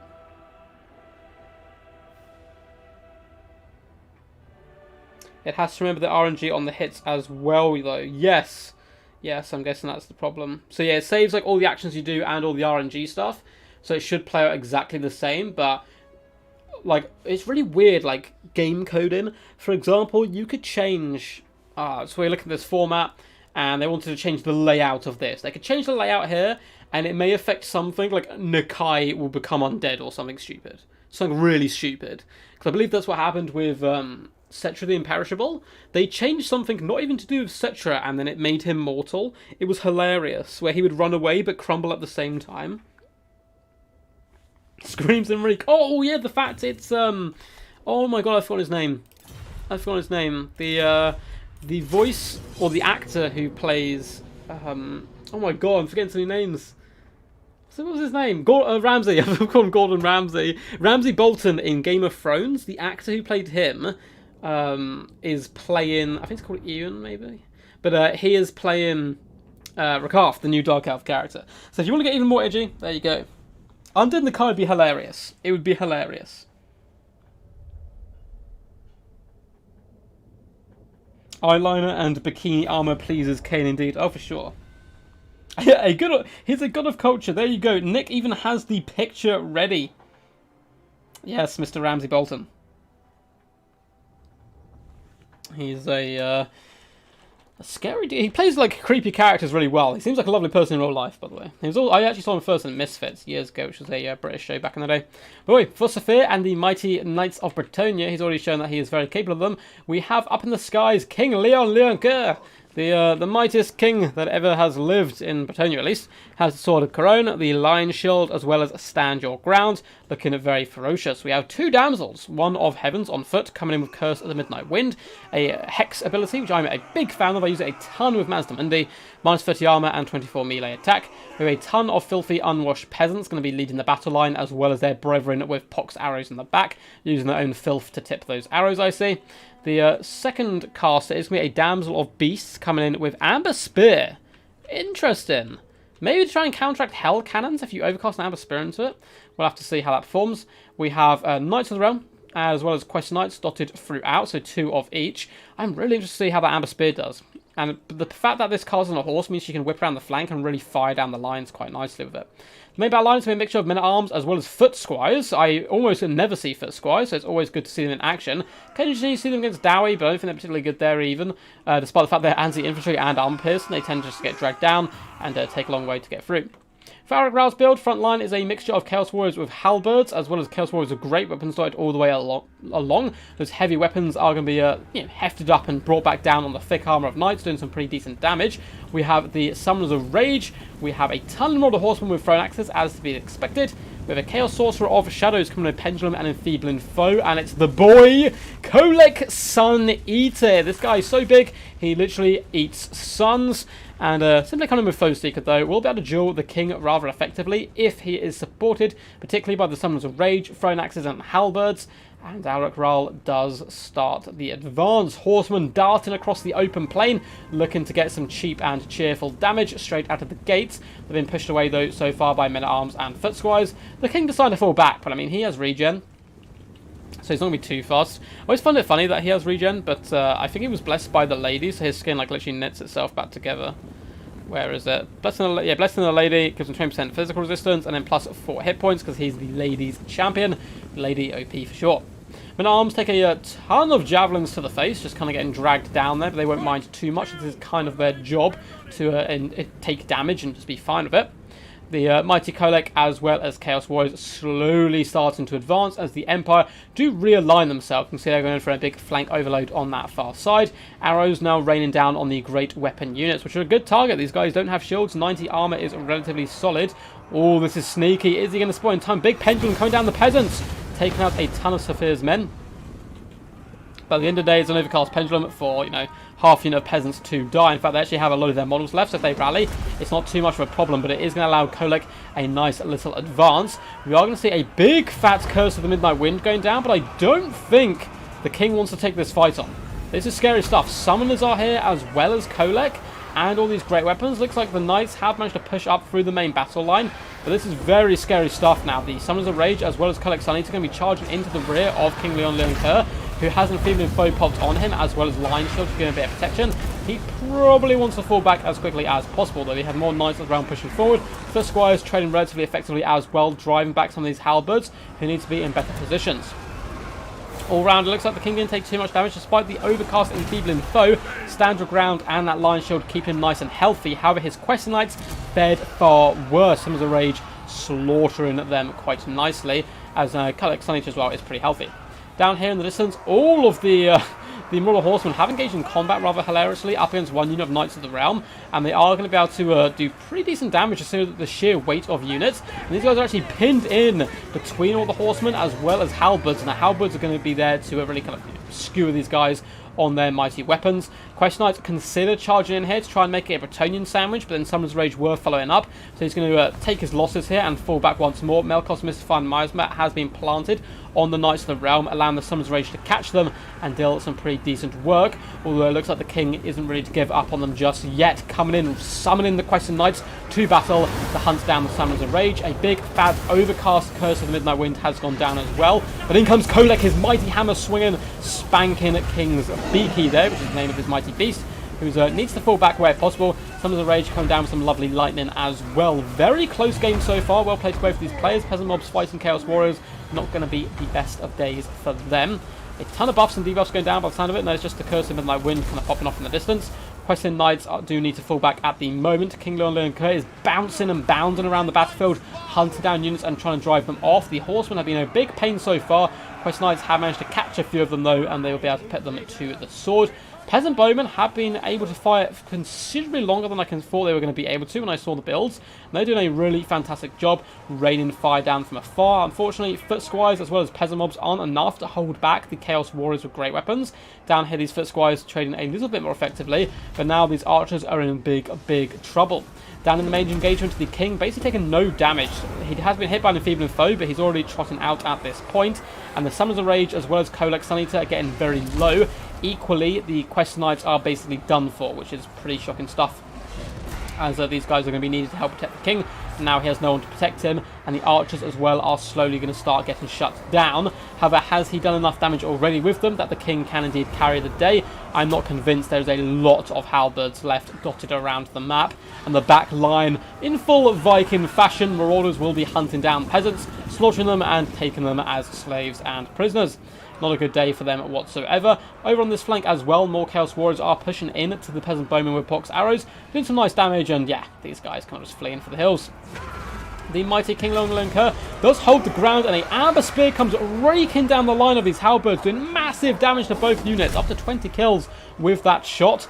But the King is struggling to get out right now, trying to use his mass to push over the Chaos Warriors, but he is stuttering, he is stammering, and that is because Kolek Suneater is staggering him all over the place. The King does turn to engage, and he may have enough left in him to take down the mighty beast, but he is surrounded. Summoners Rage coming for a rear attack as well, and it looks like the King does flee. Why would you fight for a king who runs away? Scream the peasants as they equally decide to go home and dream of better days, although to be honest, Kolek probably is going to hunt them down.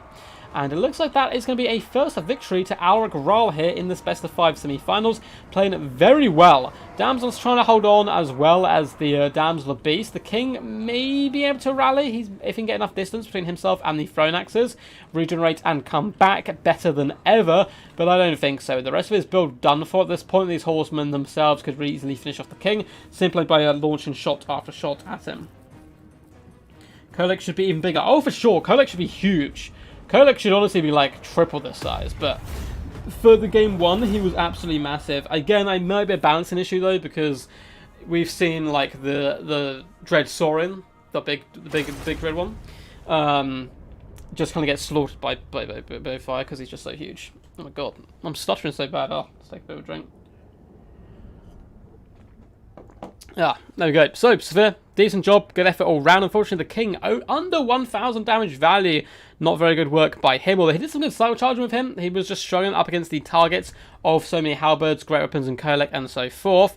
Foot Squires did a decent job in that central pocket, and a good protection as well of his Peasant Bowmen. Nearly sealed the deal. Very close game all the way up until the end, but once his front line faltered and his knights kind of broke away, there was nothing to protect the peasants in the back line, allowing the King to kind of get dealt the final blow as well by Kolek, who came in with a reasonable 1,596 damage value, nothing too crazy. Chaos Sorcerer of Shadows did okay, that Pendulum was pretty key, and then Melkov just to slow troops down and help pin them in.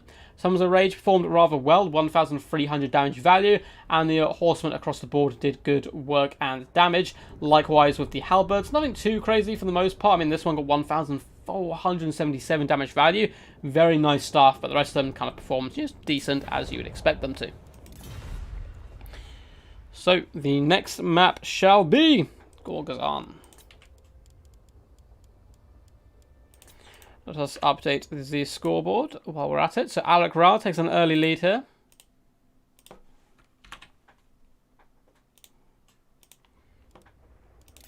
And it looks like Sofia is going to go greenskins. Greenskins, of course, probably the best faction in the entire game. And now, because the Skaven nerfs that are coming in, they're not crazy huge nerfs, but they are some small nerfs. I think that's almost undisputable now that greenskins are the best. And he's going to be banning Vampire Counts and Lizardmen. Two very good bans. Lizardmen are a big problem because their large entities are so powerful. You can go very wide with archers and stuff to try and drag them down, but it can be a little bit tough. And Vampire Counts is probably the greenskins' worst matchup, which is pretty hilarious.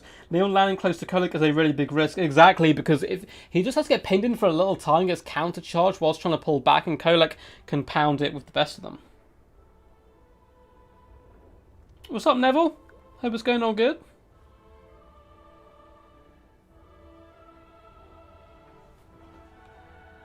Yeah, he missed him like 3 times in a row, but eventually he caught him.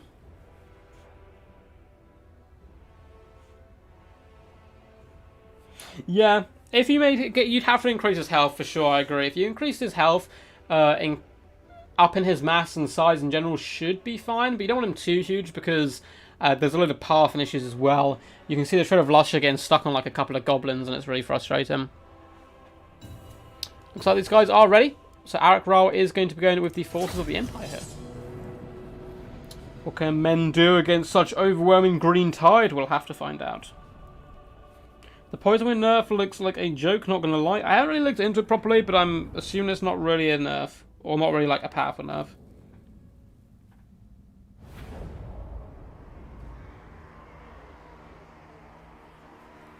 I mean, at the time as well, Kolek was like the biggest unit in the game right on release, so maybe they just didn't realise like how upscale they'd be able to go with stuff, and you know, their team expands and all that good stuff.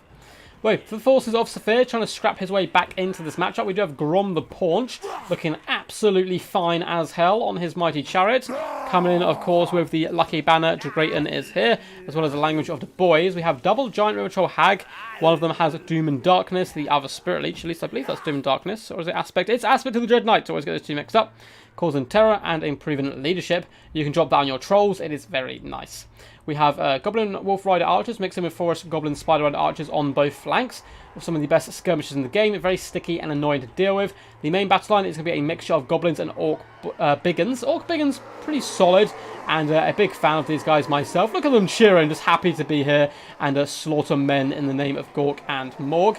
They come with a nice little bonus versus large.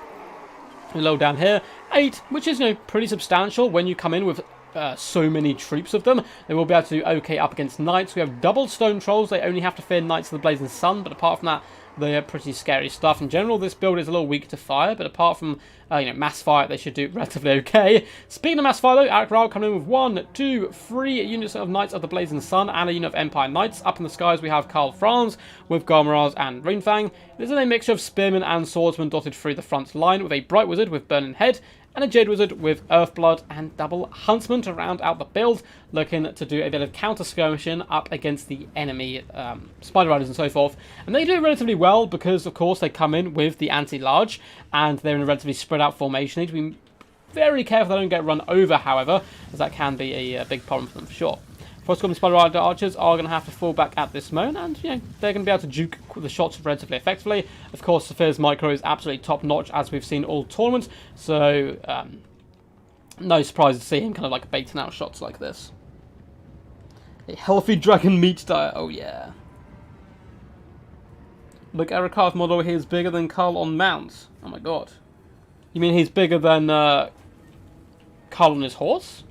He's an elf. Elves are like disgustingly tall, and he's probably got a very big spiky hat on as well. I honestly haven't looked too much into him. I will do tomorrow, of course, but I've just been very busy. I had some WWC games earlier today as well.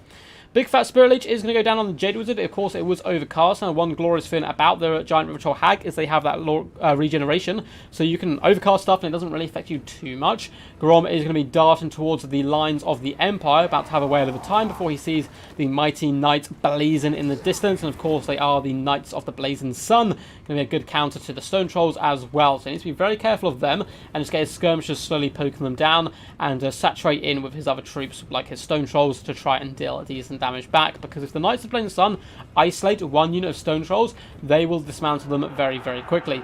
Greenskins taking decent damage on the approach. Orc Biggins are currently the focus of attention for the Huntsman. Knights come with a lancing charge, who immediately get counter-charged by Stone Trolls, which is pretty scary stuff. Knights of Blazing Sun should be able to escape relatively scot-free.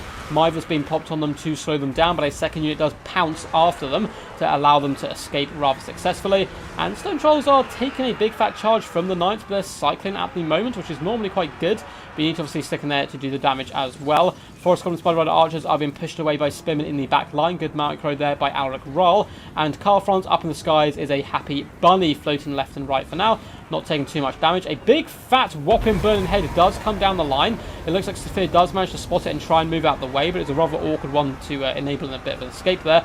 And Grom is now going to be surrounding the Bright Wizard and pounding him into another realm. However, Knights of Blazing Sun with Reichling Runefang popped are going to be clattering into the Trolls, doing some massive damage. Grom, even with Lucky Banner, is getting slaughtered here. Stone Trolls as well, taking huge damage as more Knights do answer the call of the Runefang. Charging in, and a huge attack animation as a big one is launched into the air. Those animations look so beautiful. Empire Knights are clobbering in. It's just a huge amount of Knights here taking on the Trolls, who have been isolated away from their ground troops. Orc Biggins are nowhere to be seen. They're in the distance, hunting down Spearmen and the like. And it looks like Aspect of the Dread Knight has gone down to try and boost up the leadership of nearby troops. And they were very well-timed powers popped here by Sophia to keep himself in the game. Grom is now going to be able to fall back and regenerate, and the Stone Trolls will continue to fight. It was a really nice punch in the face, trying to overload one side. Look like they did manage to break one unit of Stone Trolls, but the other one is in here fighting. Knights of the Blazing Sun looking quite beat up at the moment. Forest Goblin Spider Rider Archers continue to pepper from all flanks. There's nothing on this Empire build that can really catch them. Huntsmen are their only answer to try and counter-skirmish them. Big Fat Burn Head does go down the line, catching a load of units. Should be able to overrun these Orc Biggins as well. Doing some really lovely work there. The Jade Wizard is unfortunately getting put in her place, which is a problem because Karl Franz is now isolated amongst a load of Stone Trolls, River Troll Hags and the like. Yes, he has his Knights fighting side by side, but Franz is a bit squishy. At the end of the day, he is but a man, and he needs to get up into the skies and regenerate some of that health by the Jade Wizard. Although I guess the Jade Wizard's gone, so the Jade Wizard's just a light bat live. Looks like we are going to see a Fat Earth Blood come down, but Karl Franz is falling to the might of two rather angry River Troll Hags and Grom the Paunch.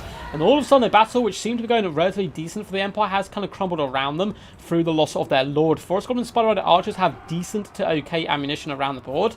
And we also have Stone Trolls with 10 models left going to be coming back. Karl Franz is fleeing for his life, abandoning his troops. A coward's Emperor. Trolls are doing pretty decent mill here. Aspect Dread Knight was still popped on them for quite some time. It was overcast, of course. The further Franz gets away from Bell, the happier Grom gets as he heals up and hunts down Wizards, his favourite pastime hobby here. And Knights of the Blazing Sun are currently terrified and getting pushed off. Although they do nice damage as well, catching some of the Spider Riders and beating them back. Karl Franz does rally. He clearly heard my insults and wasn't a happy bunny about it whatsoever. Trying to feast upon the souls of the Spider Rider Archers where possible. Knights of Blazing Sun once again slamming into the Stone Trolls, trying to break them away, and it's a very close game. Grom, though, is looking pretty healthy alongside his giant River Troll Hags, who are relatively good melee companions as well. They're giant little sacks of just flesh, and I don't even want to know what's in there. And it looks like they're going to be doing a good job. Still up to 13 kills on this unit. The War has been popped in the deep one more time, and it looks like Franz has been forced off now, and there's no escape for him. The Riders have finally, pinpointed him, going to drag him down, and he does fall from the sky, lying on the dirt, covered in blood, and that is going to be a victory for Sophia here.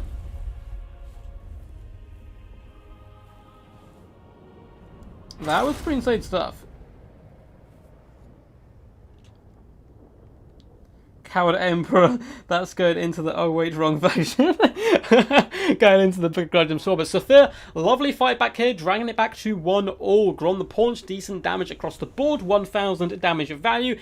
Almost got sniped out of that. Big engagement in the central portion we saw before. Alric Rall did that in one of his previous games and saved one of his characters. This time it cost him one with Karl Franz going down. River Troll Hags doing disgustingly good. 1,667 damage value on one.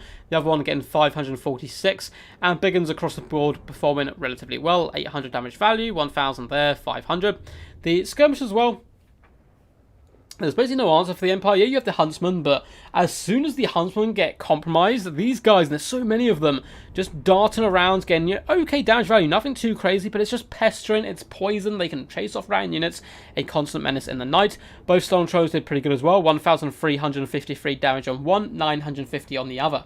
As for Alec Rall, good fight. Carl Franz, 1,500 damage value. The Mighty Jade Wizard as well got 1.2k. But nice playing some. Though they did some nice cycle charge and 1.2 damage value here and 1,000 there. 875 on the last unit. He eventually got swarmed and brought down, and the Huntsmen unfortunately really did not pay for themselves, and neither did his state troops. So up next, we will be looking at Alpine Ridge. Yes. Cool. Let's update the score.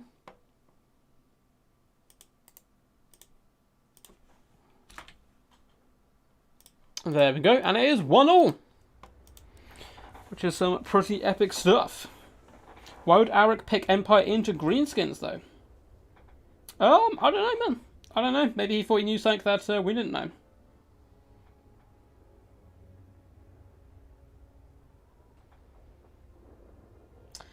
Grom gives them immune to psychology. Immune to psychology is so nice, man. It is so nice. I mean, I hate it as a Lizardman player because I like to tear around a lot of stuff, but it is a very nice effect. Is that the Great One is here? Or whatever buffs he can bring to the table? I guess he's good, but something like Volkmar would have been even better. Yeah, Volkmar up against Greenskin is quite nice because you can run over all the front line. He's relatively tanky, he has the healing. Of course, he doesn't have quite the same impact as far as assassinating characters, and assassinating Greenskin characters has been a popular tactic since day one of Warhammer 1. But, you know, Volkmar, I'm a big fan of Volkmar as well. Yeah, Franz doesn't give immune to psychology, no. I mean, you've got to take Psychic into Greenskins as well at the end of the day. Oh, we've seen Wood Elves, please. Yes, Arik Rall is going Wood Elves, hell yeah! And Sofia in return is going to be going Empire. And I've seen a lot of Empire love this tournament. It's always interesting, depending on which players get to the semi-finals, we see a load of factions that we don't see terribly often on streams.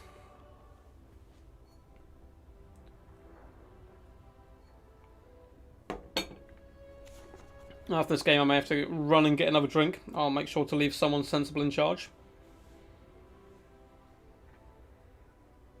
I don't think it's a terrible matchup for Empire, like terrible. I think anyone getting against Greenskin's a little rough. I like Lizard. I don't mind Lizardmen into it, but apart from that, that might risk because I practice with Lizardmen like way too much, or at least in tournaments. Sofia the Mighty is ready to rumble. Like Rall is obviously going to be contemplating. Maybe Sofia has this matchup in mind already. Now, this often does kind of come down to mass cavalry from the Empire forces. Or you can actually use Hellblasters here, which is kind of funny and can work relatively well. But yeah, Knights of Splendid Sun, Empire Knights all do pretty good in this matchup. Interesting to see how the Wood Elves do take this. Honestly, a box of Ariel and Orion can do some pretty decent work.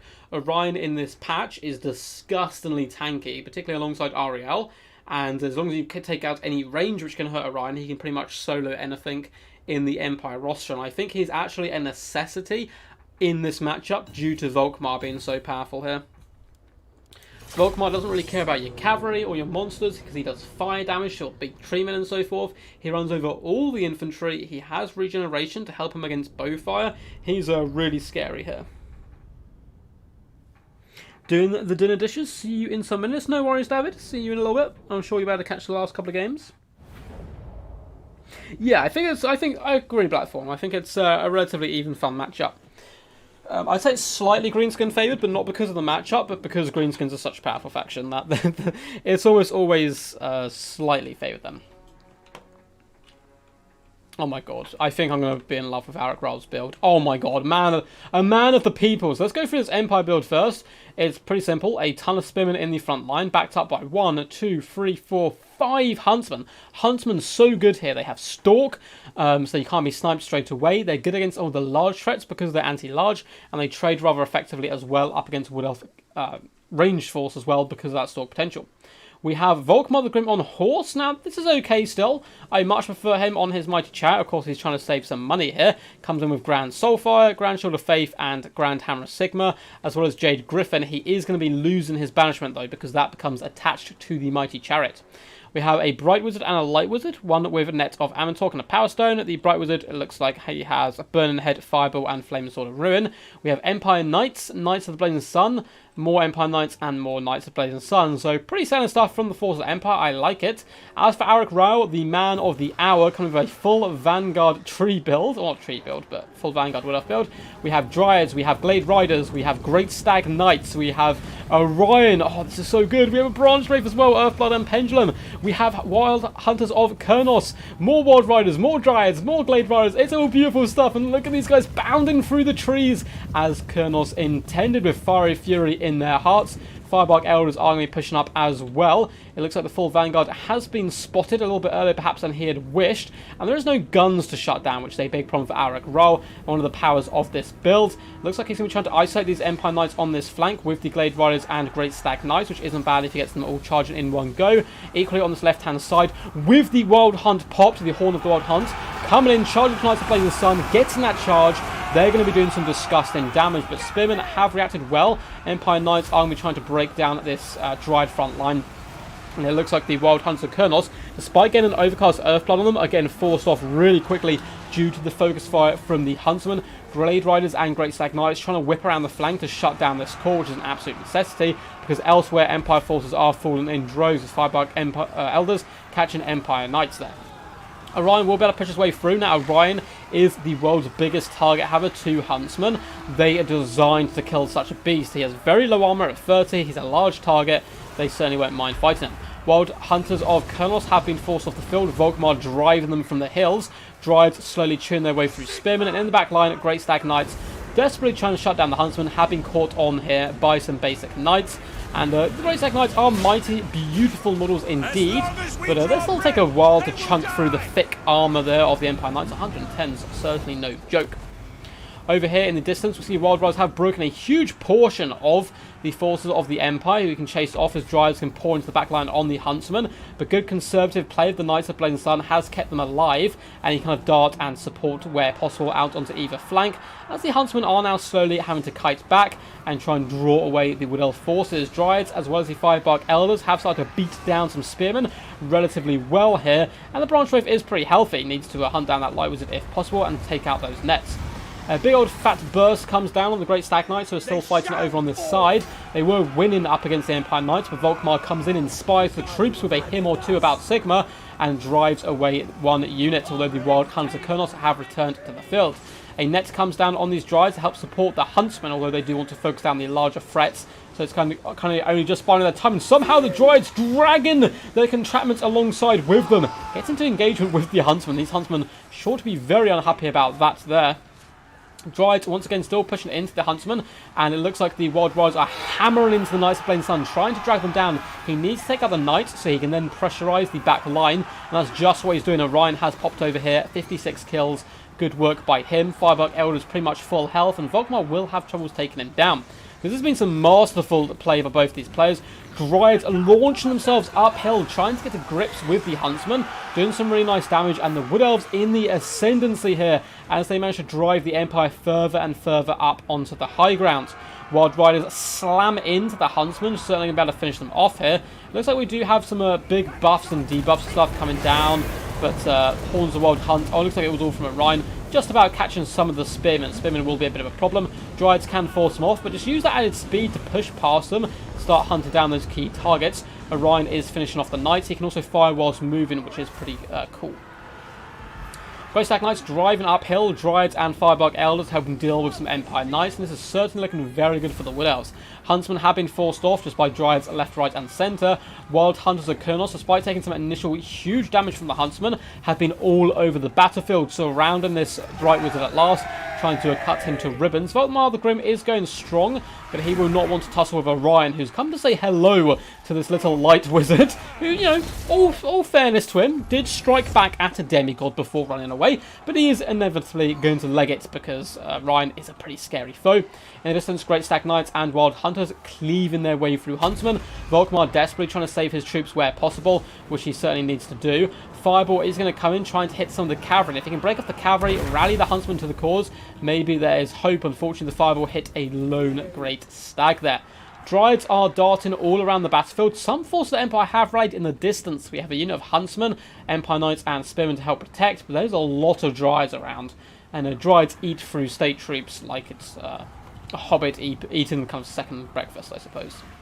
Bright Wizard not having the best times, completely surrounded by Dryad. Orion is just almost 2/3 health, doing pretty good. Light Wizard is broken, and Orion is trotting his way back. Wild Riders are falling back, as well as the Great Stag Knights. Knights of the Blazing Sun do get buffed up a little bit, and Volkmar going strong, but only 16 kills, which is rather worrying. 3 units of Huntsmen do rally to answer the cause, pouring fire in onto those Great Stag Knights. Only 3 of those bad boys left remaining. It looks like they are going to be shattered and brought down, but in comes Orion to try to back up and avenge them at least, as the lone one does fall back into the forest to tell the tale. Overarching view of the battlefield, I mean, Empire are kind of scrapping back into this a little bit with troops in the distance, so the Dryad should realistically be able to fish off all 3 of these units. We do have 1 unit of the Empire Knights who can maybe be able to rescue the Light Wizard. And those Huntsmen in the distance, unfortunately, have been forced back. Dryads chase them away. Firebark Elders as well, slowly coming to surround Volkmar, who's desperately going up against Orion. But what can men do against such reckless demigods? The answer is not much. Auric Rall taking it into the 2-1 category. But this is the best of 5, so normally he would have won this if this was a semi, but it is not the end there. Orion the Mighty, 81 kills, 1,492 damage value. Still had Cloak of Isha as well ready to go, so plenty more left in the tank by him. And it ended up being a pretty dominant victory, but he certainly had to pay for it in blood early on. Branch Wraith did her job as well. Great play with the cavalry. Big fan of not just spamming Great Stag Knights, but also including Wild Riders. And they bounded into enemy back lines. 1,300 damage value here. The Wild Hunter Colonels, despite taking huge initial losses, were still in pretty key engagements across the entire length and stretch of the battlefield, getting 600 damage value. Great Stag Knights nearly 1,000, and the Gladed Riders doing their job of just harassing enemy back line. Firebark Elders and Dryads did a solid job, particularly the Dryads. The added pace they've got recently really helps you push into the back line. Volkmar the Grim, unfortunately, far better on his chariot than he is on horse here. Of course, it's cheaper, allows you to go a little bit wider, but yeah, only 500 damage value on him. Bright Wizard and Light Wizard both struggling. Some nice net play as well. Spearman did okay. Huntsman as well. Looks like 570 value here. 600, 500, 500, 600. And the Empire Knights and Knights of the Blazing Sun, though they got good damage value, particularly this unit, 1,300, was simply swarmed by too much cavalry, and then they weren't able to protect the back line. Very good stuff by both these players so far. Up to the Northern Chaos Wastes we go. Northern Chaos Wastes. Let's update the scoreboard. So Auric Rall, after these guys going blow for blow here. Now, can Sofia bring this back to a 2-all for a Grand Slam final? I certainly hope so. Would be some epic stuff. Sofia in human comeback incoming. I bet 10 bitcoins. Oh man, Sofia is a top player, so don't worry about it. Pressurize is fine. Saying pressurize in the back line. I heard someone comment that on my before, and I looked up. Yeah, it's fine. It's putting pressure on something. You can charge out of nets. Yeah, if like you're already kind of like charging on units like already partly in combat, it will like wiggle over to get into combat. Flashjack says, your Carlson is becoming very impressive. You've come a long way to the channel. Thank you, man. Thank you. I really appreciate it. Today's maybe a little bit off. I'm feeling a little bit ill. But, so I'm not particularly focused. I haven't slept particularly well last couple of nights. So I notice when that happens, my casting goes downhill a little bit. So I get a bit distracted. But it's not been too bad. I just end up repeating a lot of the same stuff more and more. Let's go, Sofia, my man, says too much Showtime. I believe that is a Showtime of Total War, a top tier competitive player as well. Very good. Sweats profusely. Are they playing the new patch? No, this is the old patch for now. What's up, David the White Lizard Man? Long time no see. Hope you're all good and hood. It's the Bad Birches build. Oh, yes. Drop those likes, people, screams Blackthorn, and honestly, I really appreciate it. Likes do help push the channel out more and more, and yeah, well, it also helps push out the video out, so it attracts more people. We convert them to the Total War franchise, which brings more people into there, and it's a lovely big fat cycle. Feel free to subscribe if you are new as well. We drop a stream at least once or twice a week, as well as a video every single day. Saying that, there may not be a video today. I probably will be able to do one tonight. It'll just be up very late, probably about midnight-ish today. I do have a one I'm going to be going. Do you have any long-term plans for the channel? Well, my main goal is to hit 8k. That's the first hurdle I want to get to. 8,000 subs. And that is because when you do that, you kind of get pushed up in CA's like list of people. And they give you even earlier access to stuff. I wanted to get it before Total Warhammer 3, but I don't think that's going to be possible. But, you know, for all future releases, that's kind of the goal there. I also do a lot of writing. And when I do get stuff published and so forth, I obviously will drop that on the channel as well. I'm also looking to include some other games and maybe do some reactions to the Warhammer TV shows, which will be coming out. So there's a load of animated 40k shows, and there's also a fan-made fantasy show that's going to be coming out, and I'd love to do reactions and that kind of stuff to them as well. I also am top-tier competitive player, screams Weasel. I'm sure you are, man. I'm sure you are.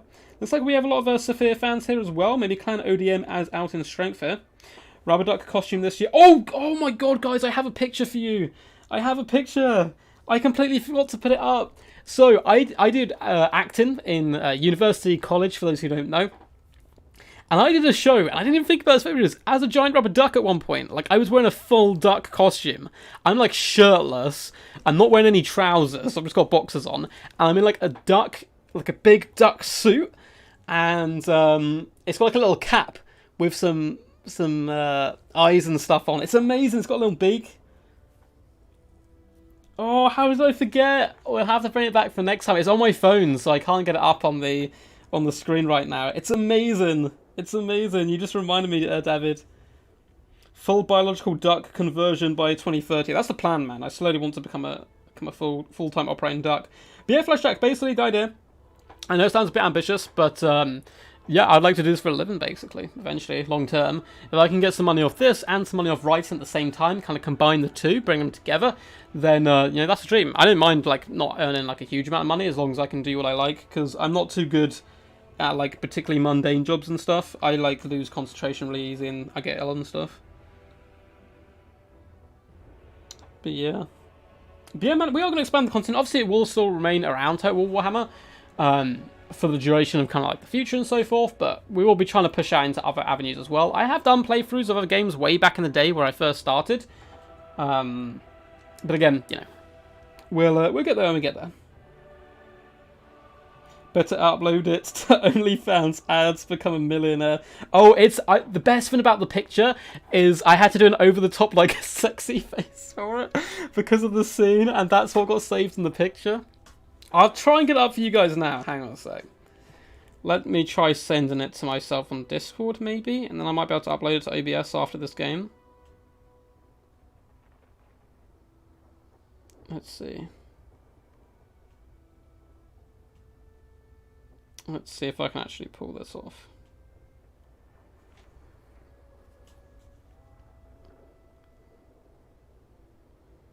So, oh my god. This picture. Cool. If these guys are ready, I won't storm over this. So we have Lizardmen versus Skaven. Let's add. Oh no. Okay. I'll do it after the game. I'm just gonna get the picture saved.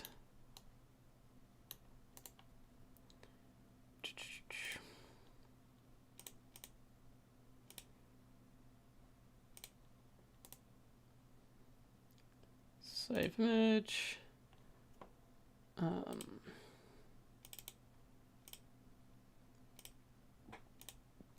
Cool, the image is officially on my PC. It is officially there.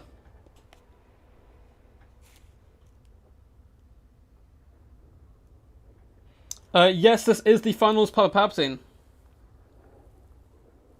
Oh god, don't worry, my English, like, particularly when I get tired, my English just goes to absolute kaput. Particularly when writing as well, I like look back in the morning, like, I like the ideas I wrote here, but the spelling and punctuation is just absolutely abysmal.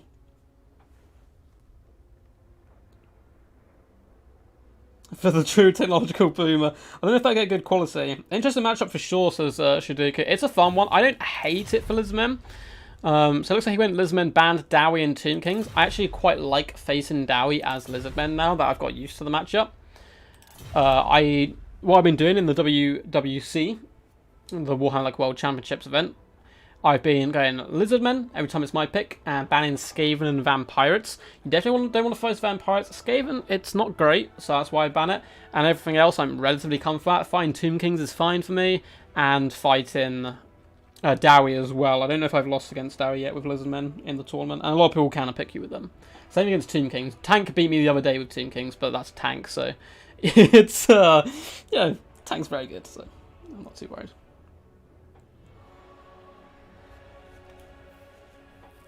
If Sofia can bring this back, guys, you're gonna see the photo. You're gonna see the photo. It is arguably the greatest photo ever taken of me. It was a few years ago now. Yeah, it's just a big duck costume. It's amazing. Where are my mammoths today? I don't think we've seen any mammoths, have we? We saw Norska early on. But they brought Frog, I'm afraid. So no mammoths there. I need to double check rules for my build. That's fine. Just bring like 6 Stegodons. Is this legal?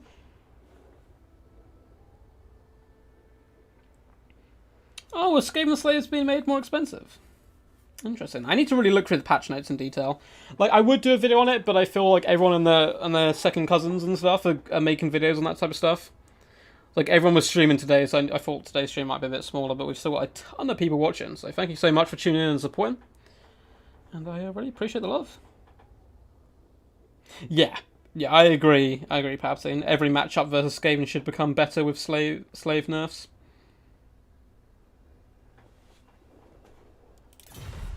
Let's make sure Sphere's not messaging me for rules. He's checking the rules. Let's see.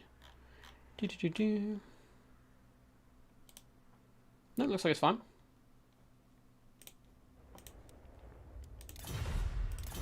Cool, let him sort himself out, and then I think the guys are ready to rumble. If Rall wins this, it is game over. End of stream. End of qualifier. And Rall will be joining Ice Power as well as Void in the finals. But if Sofia can scrap it back, we will be going to one more final Ultimate Showdown of Ultimate Destiny. And that's exactly where we want this to be, of course. Yes, I'm excited for that then. I'm generally excited for Skaven nerfs, because I don't really play Skaven.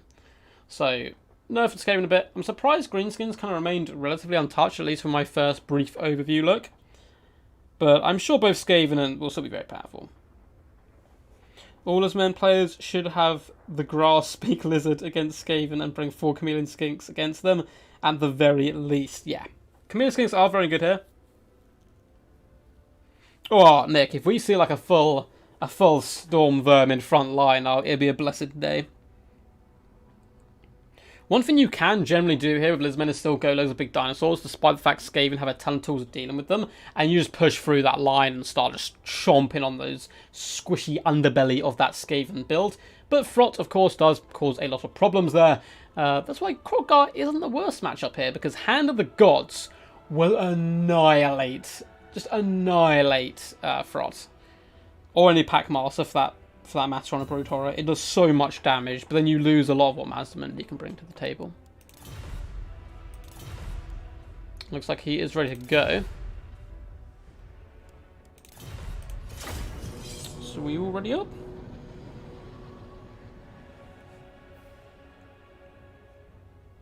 Yeah, apparently they've changed the Poison Wind effect to not affect Cav, or quite so heavily. I haven't seen any footage of it yet. So just by what's written down on paper often doesn't necessarily translate super well to the game. So I'm going to have to wait and see how that actually affects it. Oh man. Yeah, Flash people do not like fire pterodons, and I don't understand why. Well, I'm going to be showing some games, maybe tomorrow, depends on the situation, from my tournament games, where I bring Fire Leech Bowlers versus Tomb Kings, and every unit is getting like 1.5k damage value as a minimum. It's disgusting. But they are pretty niche. There's a few matchups you want the Fire Leech Bowlers over the regular ones, but they're very nice for sure. Yeah, the Pimp Slap of the Gods, just beaming straight onto those characters. In general, Krotgar can be pretty good in this matchup. He'll duel a Hell Pit just fine, particularly with the Hand of the Gods, which can do massive burst fire damage to them. At the same time, he slaughters Skaven characters with the Hand of the Brr. It might be further down, Blackthorn, because I was looking through that as well, and I didn't see anything about Poison Wind, and there's a second Skaven section a bit further down. But I don't know them off the top of my head, sadly. So, we'll just wait on Arik. Looks like he decided to change his mind and mix up his build a little bit. Yet no one uses them. Yeah. Yeah, I agree, David. Like, I use Pop on top of Tomb Guard. It's such good value. They still drop rocks like basic Pterodon Rise. Yeah, they're a little bit more expensive, but I like them there. I like them up against Bretones, actually, because they get rid of Peasant Bowmen very quickly. I like them up against Greenskins, because they get rid of the Greenskin Archers even quicker, because of that burst damage, the little explosive damage that comes down from them. They are really awesome.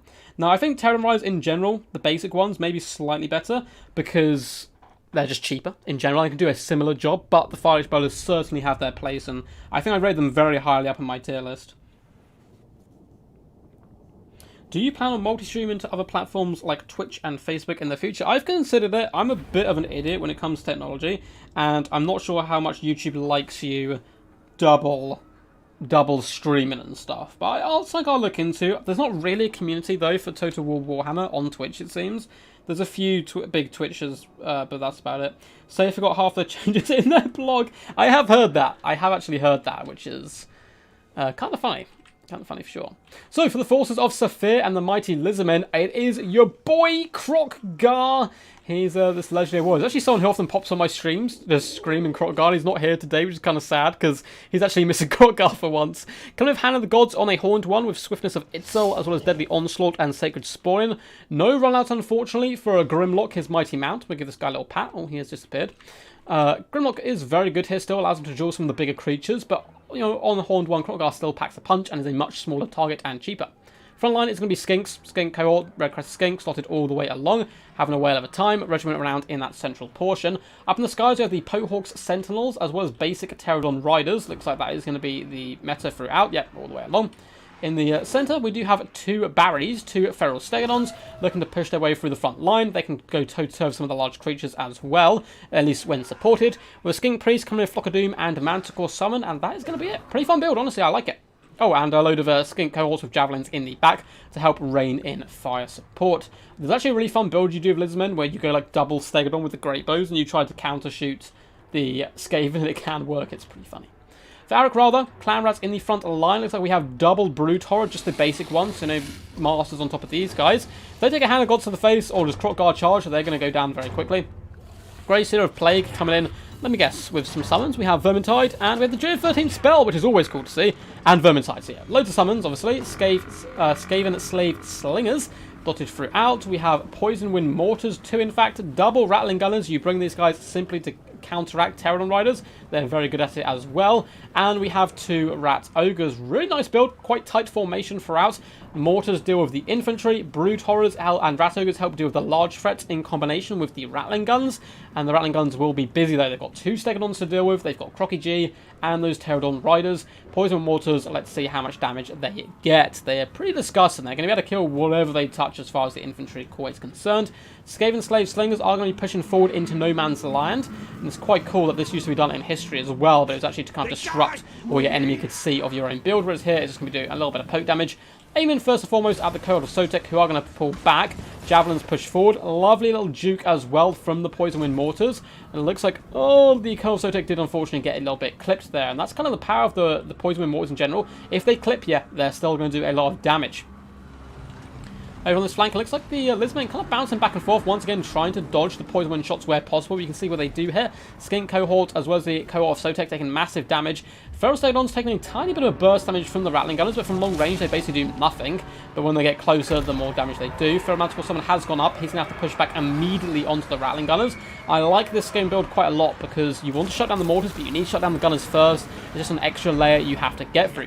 First Stegodons want to push the back line as quickly as possible because they will rampage, and you don't want them rampaging onto slaves. Elsewhere, we do have Clan Rats slowly going down as Pterodons float into the back line.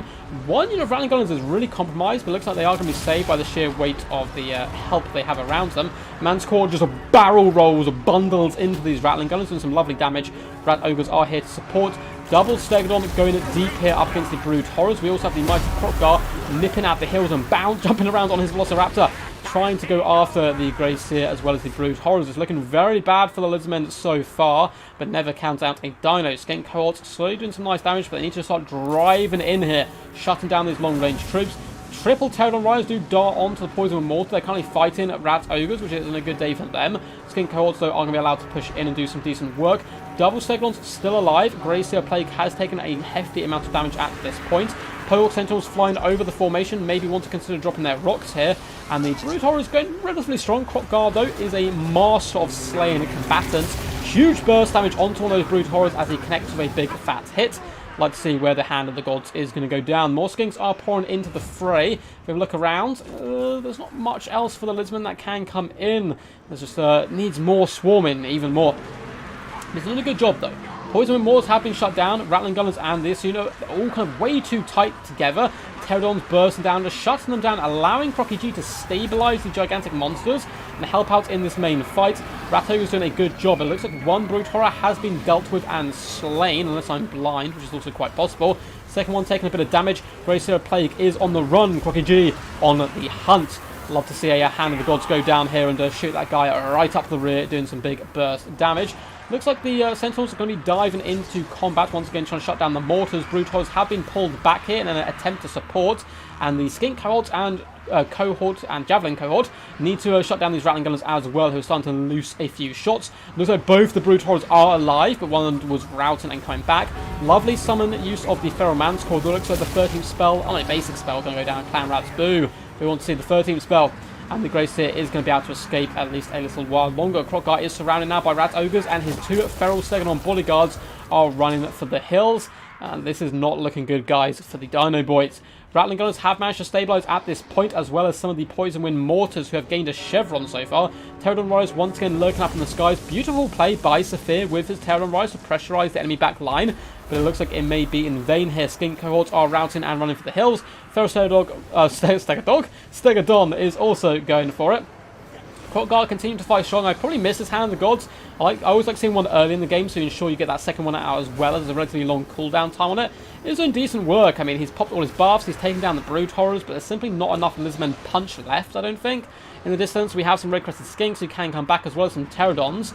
There's a lot of Skaven forces left around, and Rattling Gunners are now pouring in fire on the units, which are trying to harass the back line.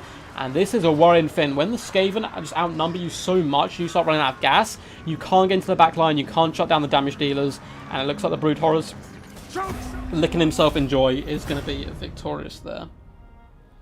I'm legally blind. I've got glasses on, so... yeah, I like skirmish as well. Walmart Grimlock it is. Oh, yeah.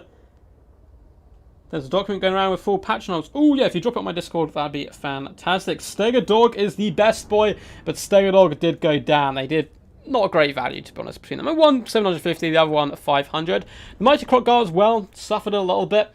I think, yeah, that big burst damage would have been a bit nicer. And again, it kind of against Helper or something, he's obviously far better here, but obviously didn't expect this type of build. The Skink going mass-wide Skinks can work relatively well, and he swarmed beautifully for a large portion of the battlefield. Pterodons as well across the board, getting okay value.